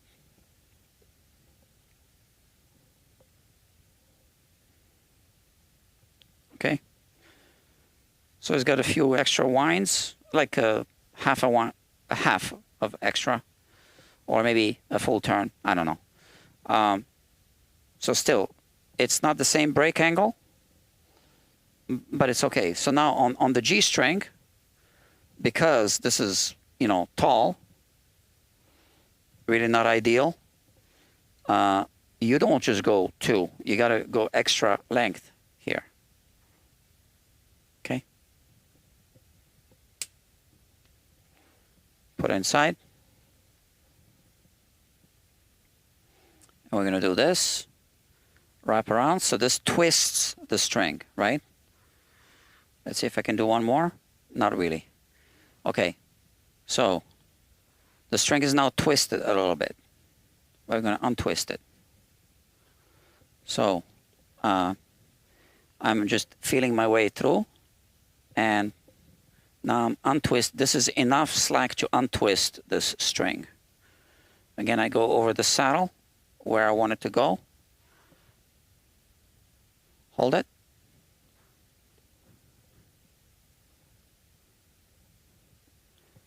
Push it down. I'm away from the nut. I just do it this way above the nut, and now I put in the string slot. And that is okay. Now here we do have a string tree. So on these, we can just do this.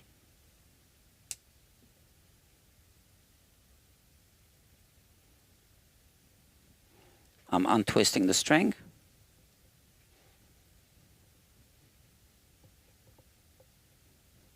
Sometimes I use the machine, yeah. And here we go under. Okay, and before it's too tight, I make an adjustment if I need to. Here, it's good. Now it's good. I tighten it just a little bit more. Like that. Okay, and here we have this. So I know I'm off camera here, but I'm just kind of estimating.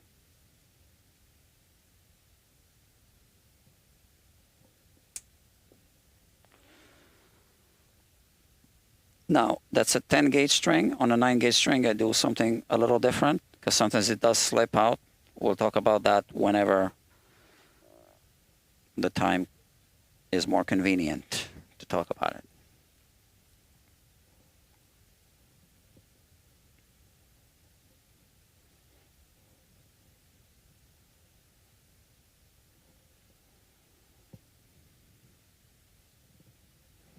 Okay, it's not very tight yet.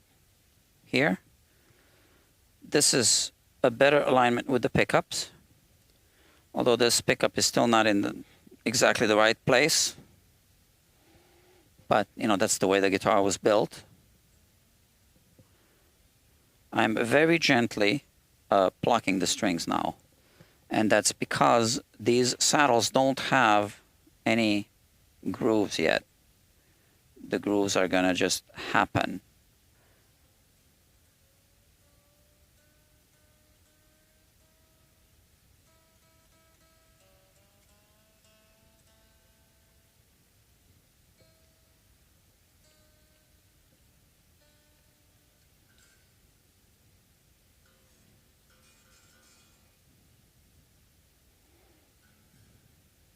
So that's not a cobalt string.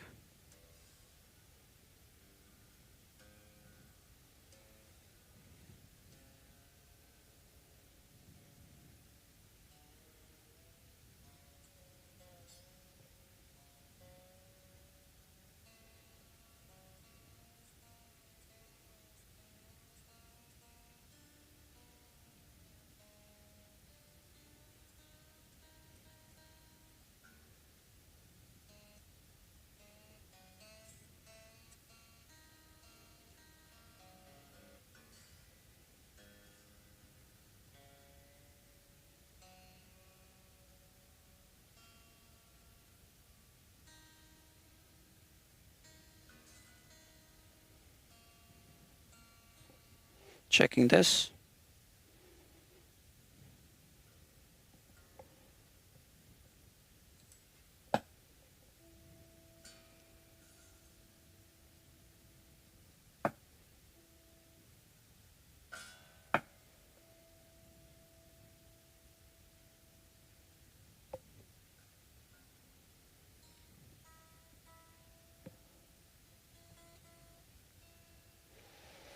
Yeah, because we don't want to cut the grooves off center.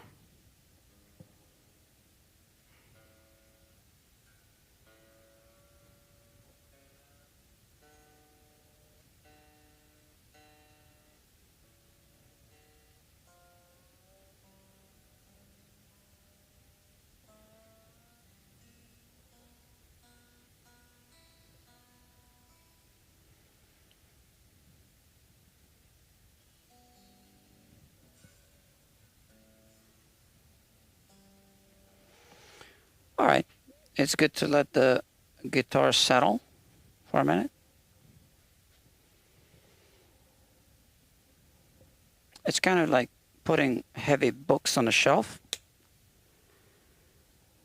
So yeah, the shelf will sag, but then in an hour, if you measure it, if you compare it, you will see that there's more sagging.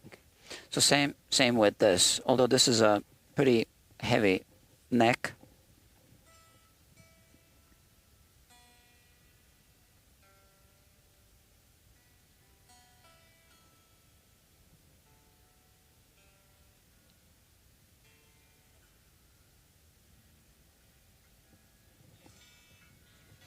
Okay, this isn't set up correctly yet. But like I said, we'll let the guitar do its thing on its own for a moment. Oh.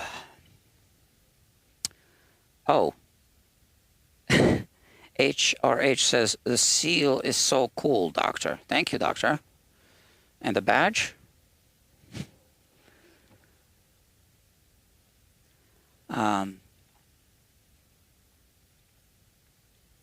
The bent neck plate means it's a thin metal, yep, for sure, and soft wood as well. Well, we know that, it's pine. Yeah, you make a very good point here. So if you're gonna build this type of guitar out of pine, use a heavy plate. That's an old Chinese proverb. If you're gonna build, there's an old Chinese proverb that says, if you're gonna build a solid body bolt-on neck guitar out of pine, use a heavy gauge neck plate. I'm gonna write that down. That's gonna end up in a video on the main channel. So a lot of the times I am struggling with the old Chinese proverbs, and sometimes it adds days to me being able to produce a video on the main channel. So if you gonna build a solid body electric, no, we said bolt-on neck, on neck guitar out of pine, use a heavy gauge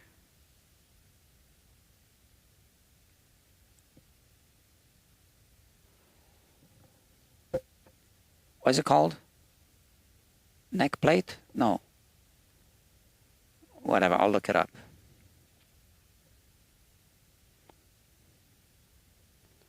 I'll just look it up in the Encyclopedia of Old Chinese Proverbs. It's there somewhere.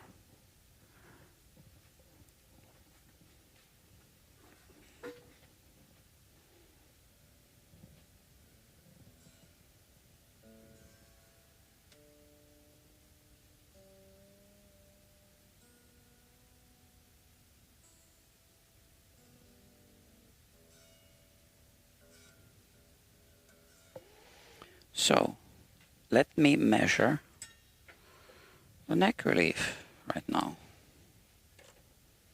See where it's at now. And then we'll see if it changes in a minute. And honestly, I'm just gonna look at the guitar in a day or two. But we can make some adjustments anyway. Oh, yeah, migraine. Oh, yeah. See, that's what reminded me last time of what happened. Because I get migraines if I don't drink. Hold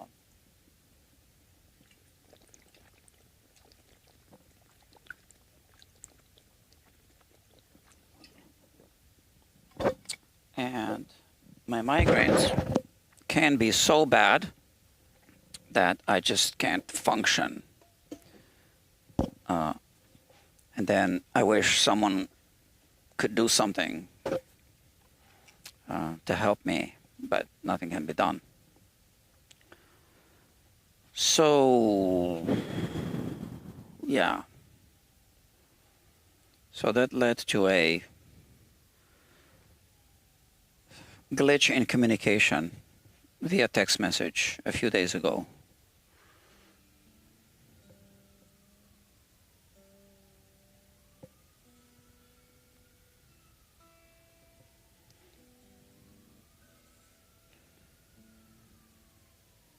With an important person.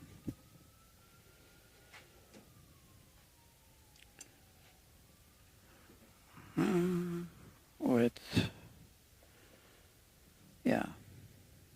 And I need to resolve that.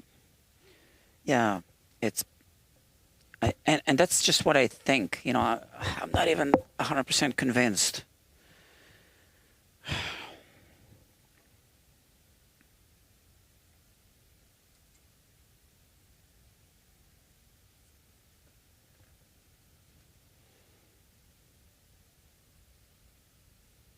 Yeah, it's good. So this is exactly how it was when the customer's here. And I don't think this neck is going to move. So why don't we, I put well, I'm leaving 8 1/1000ths of an inch relief. And, you know, because we are documenting everything, I do want to document it. Okay, let's document it.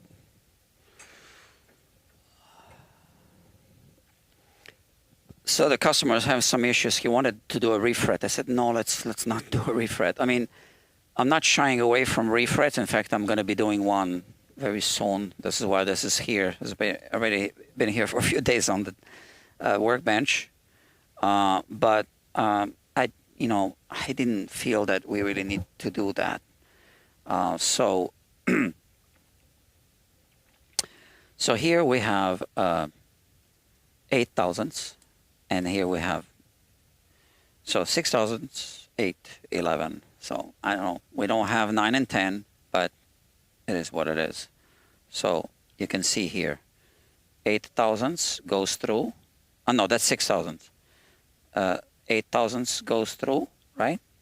11 does not. Oh, it kind of does. No, not really. It doesn't. Okay, and now we go here.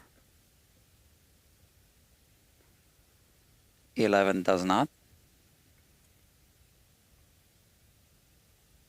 8 thousandths goes through.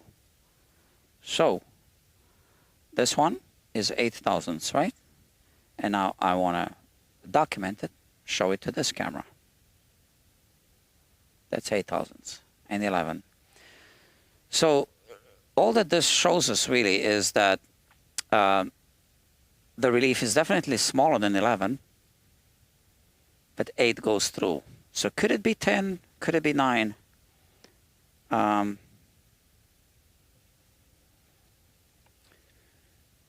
It's possible, which means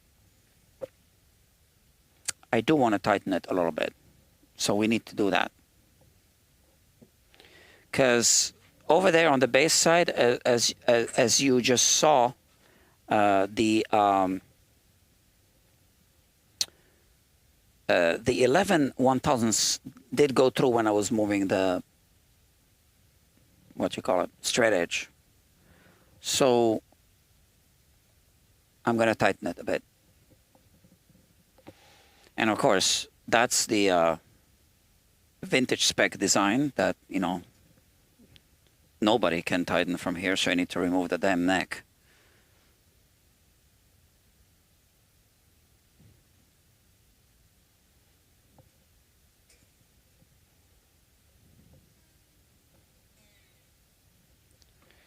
Yeah.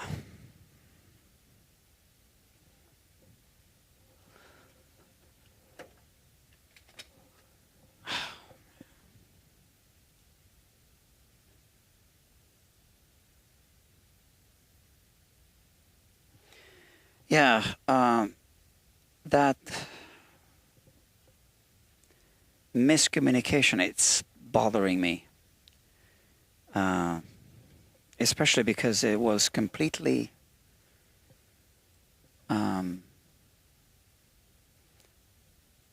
innocent is the word, I think. Innocent in the sense that it's, yeah, I had something completely different going through my head than what I believe the person perceived it as. And they couldn't really understand me because, like I said, it was in my head. What came through, what went through my head was the migraine situation that I get. And here, and I really hope that one day, and I really hope that soon, I'll be able to actually explain what I'm even talking about.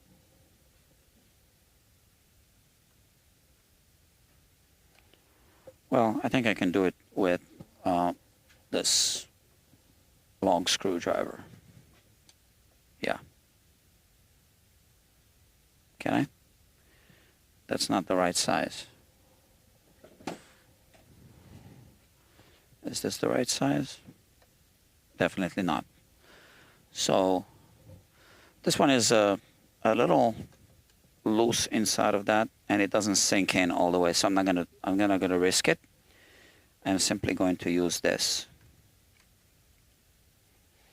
Tighten it a bit. That's it. Let's see.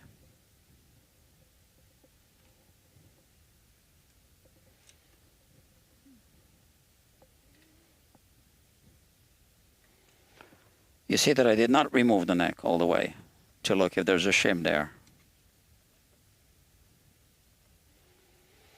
I know you guys want to know if there is one. And I'm telling you, there probably is one.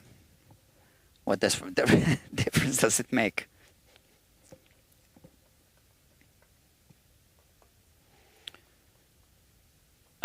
So what bothers me about that miscommunication is,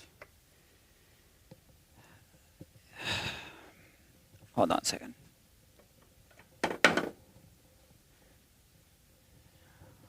If it's not resolved,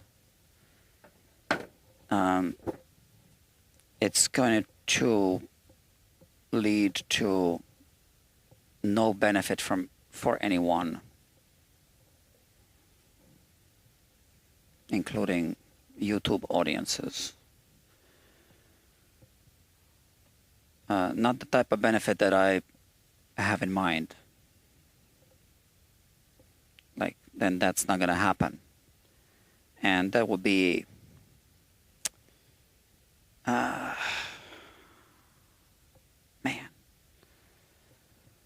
So imagine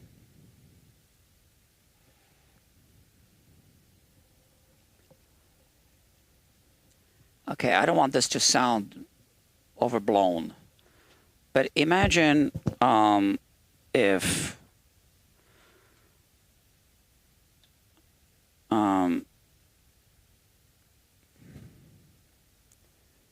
okay, let's say if Beethoven had, it wrote the Fifth Symphony or the Ninth Symphony, his best symphony, in one evening, right? Which he didn't. We know that, right? But imagine, and if on that one evening, someone came to bother him, and something happened, and he just didn't have the inspiration, didn't write it, and we would not have the Ninth Symphony. So obviously we wouldn't miss it, right? But now that we know that there is a Ninth Symphony, it would be a cultural tragedy if we didn't. So I don't want to compare myself to Beethoven, but there's something that I have in mind that needs to happen. I want it to happen, and I really want it to happen.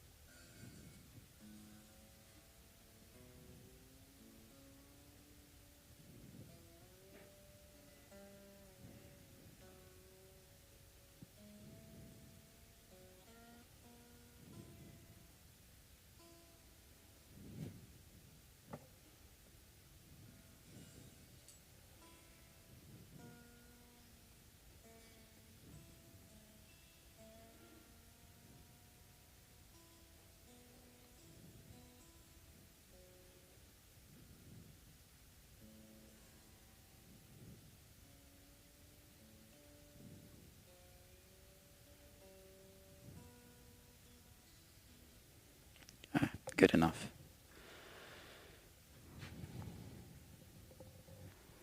And I'm gonna have to resolve that problem so that we have a Ninth Symphony on YouTube.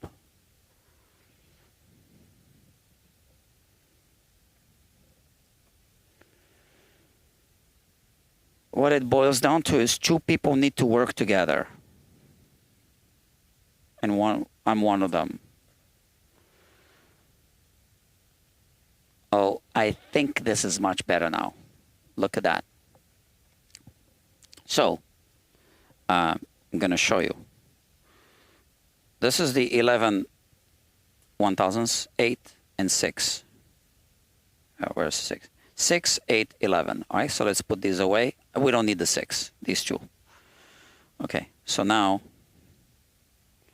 the 11 1000s definitely doesn't fit at all, right? Not even when I wiggle anything, okay? So the 8 1000s fits, and I can feel that it's rubbing more than it was before. It could still be maybe 9 1000s, I don't really know. But on this side, 8 1000s, fits, and I can feel that it's rubbing. And there's not a chance, right? And now again, because I do want to document everything, so this is 11, and this is 8, the one with my finger, right? So that's the one over here, 8, 11. And we're going to work with this. So now we need to set up the string height. So we don't want this here.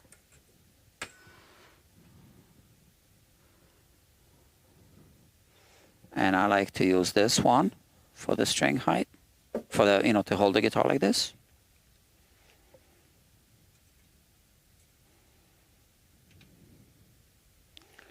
Okay, raise up a little bit this saddle, which is great. I can see those screws kind of like where they need to be. Saddle height screws. Even a little bit higher. So there are only 2 screw lengths used. You should really have 3, because there are 6 saddles, and they are at 3 different heights. So you can't set it up with the screws perfectly flush, especially not on these vintage sheet metal bent saddles.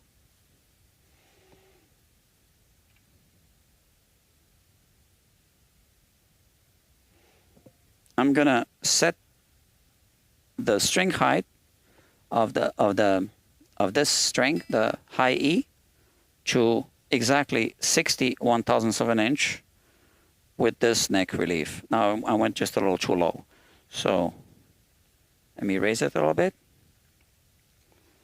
We want the saddle to be parallel to the bridge plate, by the way.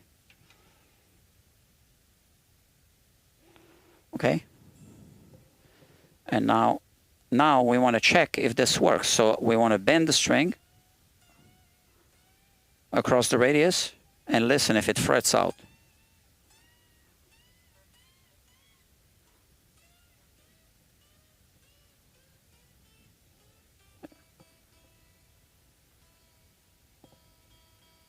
Fine. And let me set up this one.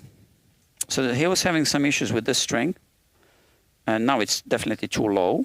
So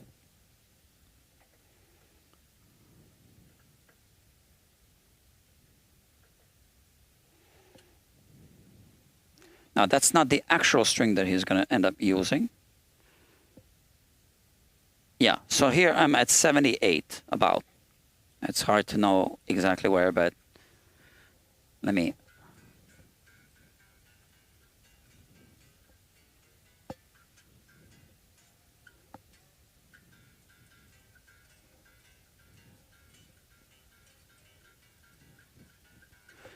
I think it's good, okay?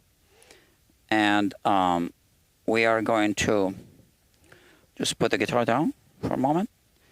And I forgot what the radius here is. I know that one issue that he's having is that the radius was missed during the level crown polish done by my friend, okay? Good friend.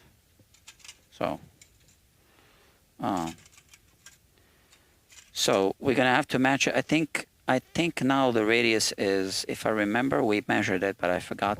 I didn't write it down, I guess. 10-inch radius, or something like that. So let me check.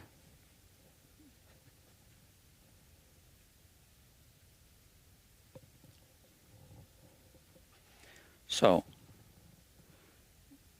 take a 10-inch radius gauge here, place it over a fret, and I'm going to use this to measure it.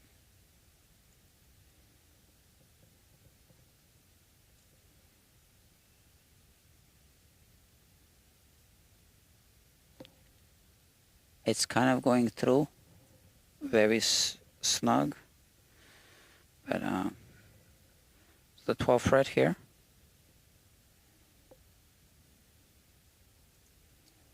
got to be exactly in the middle of the fret. Otherwise, this method doesn't work. So I can kind of force this through, and that's the thing. So if you put a 12-inch radius thing, it isn't a 12-inch radius. This is a 12-inch radius gauge.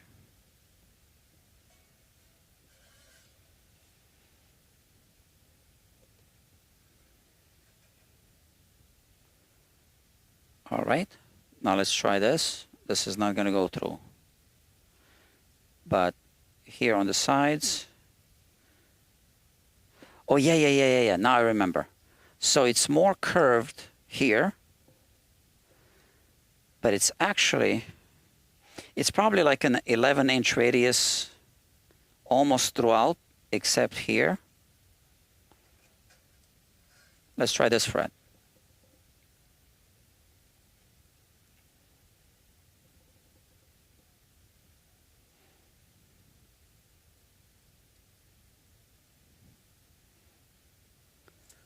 Not coming out here.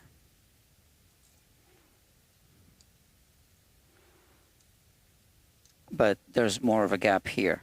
So when they leveled the frets, they weren't using a, at no point were they using a radius leveling beam. So they just took off too much from here. Okay. So I also use a non-radius leveling beam all the time, right? But I like to first hit it with a radius leveling beam to make sure I have the radius. Now that doesn't mean that this guitar is not going to work. We can make it work because it isn't, you know, it still doesn't have uneven frets. But yeah, I'm going to use a 12-inch radius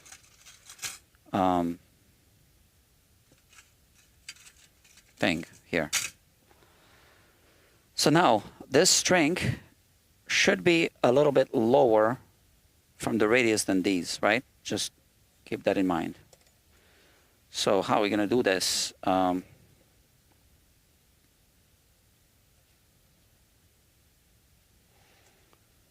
What we should do is,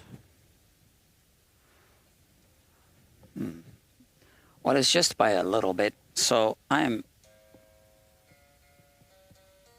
okay, so these strings are above.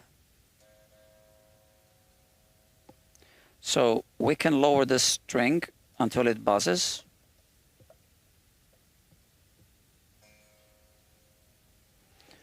And what I have in mind is a little trick, right?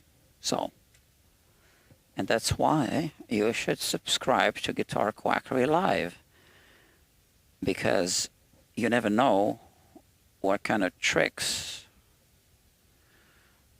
happen in real time.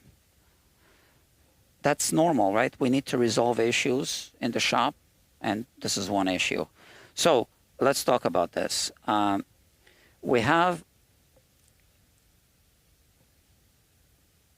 what happened here?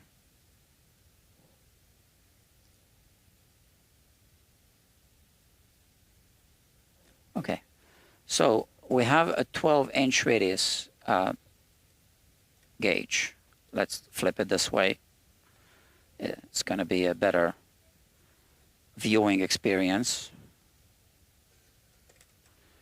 So now I'm going to lower this.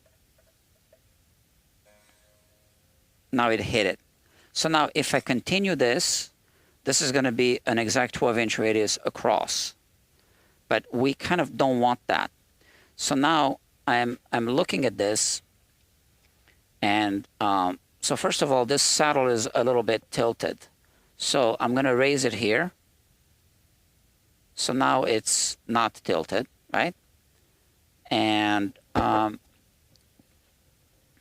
want to kind of estimate it. So I know how much, this is the feeler gauge I was using that I was able to put underneath the feeler gauge for this string here, right? So let's see here if it fits. Yeah, exactly, right? So that's the difference. So now I'm going to remove this from here. I'm going to put it here. so that this corner doesn't hit this string. So now this string is seated on here. So now let's adjust this string. It's too high.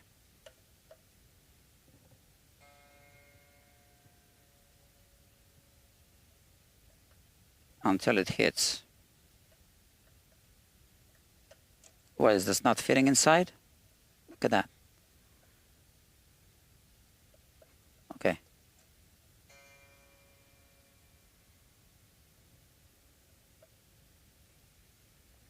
Okay, it just hit it. It started buzzing, right?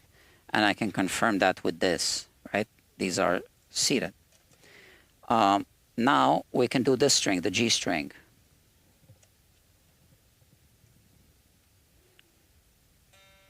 Okay, so it's vibrating.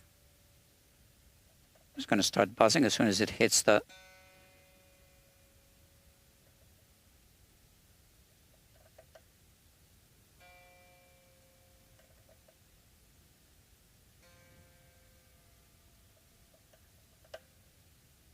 That's it. It no longer vibrates. I want to check that it's horizontal. It is. This one is a little lower on this side, so I'm going to raise it a little bit here and lower it here.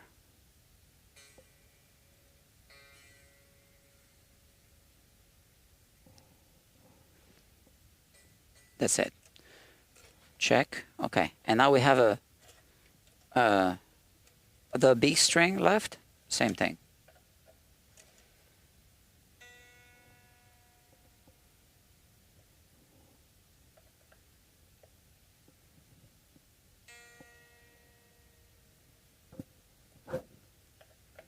Now the screws are going to be protruding on the B.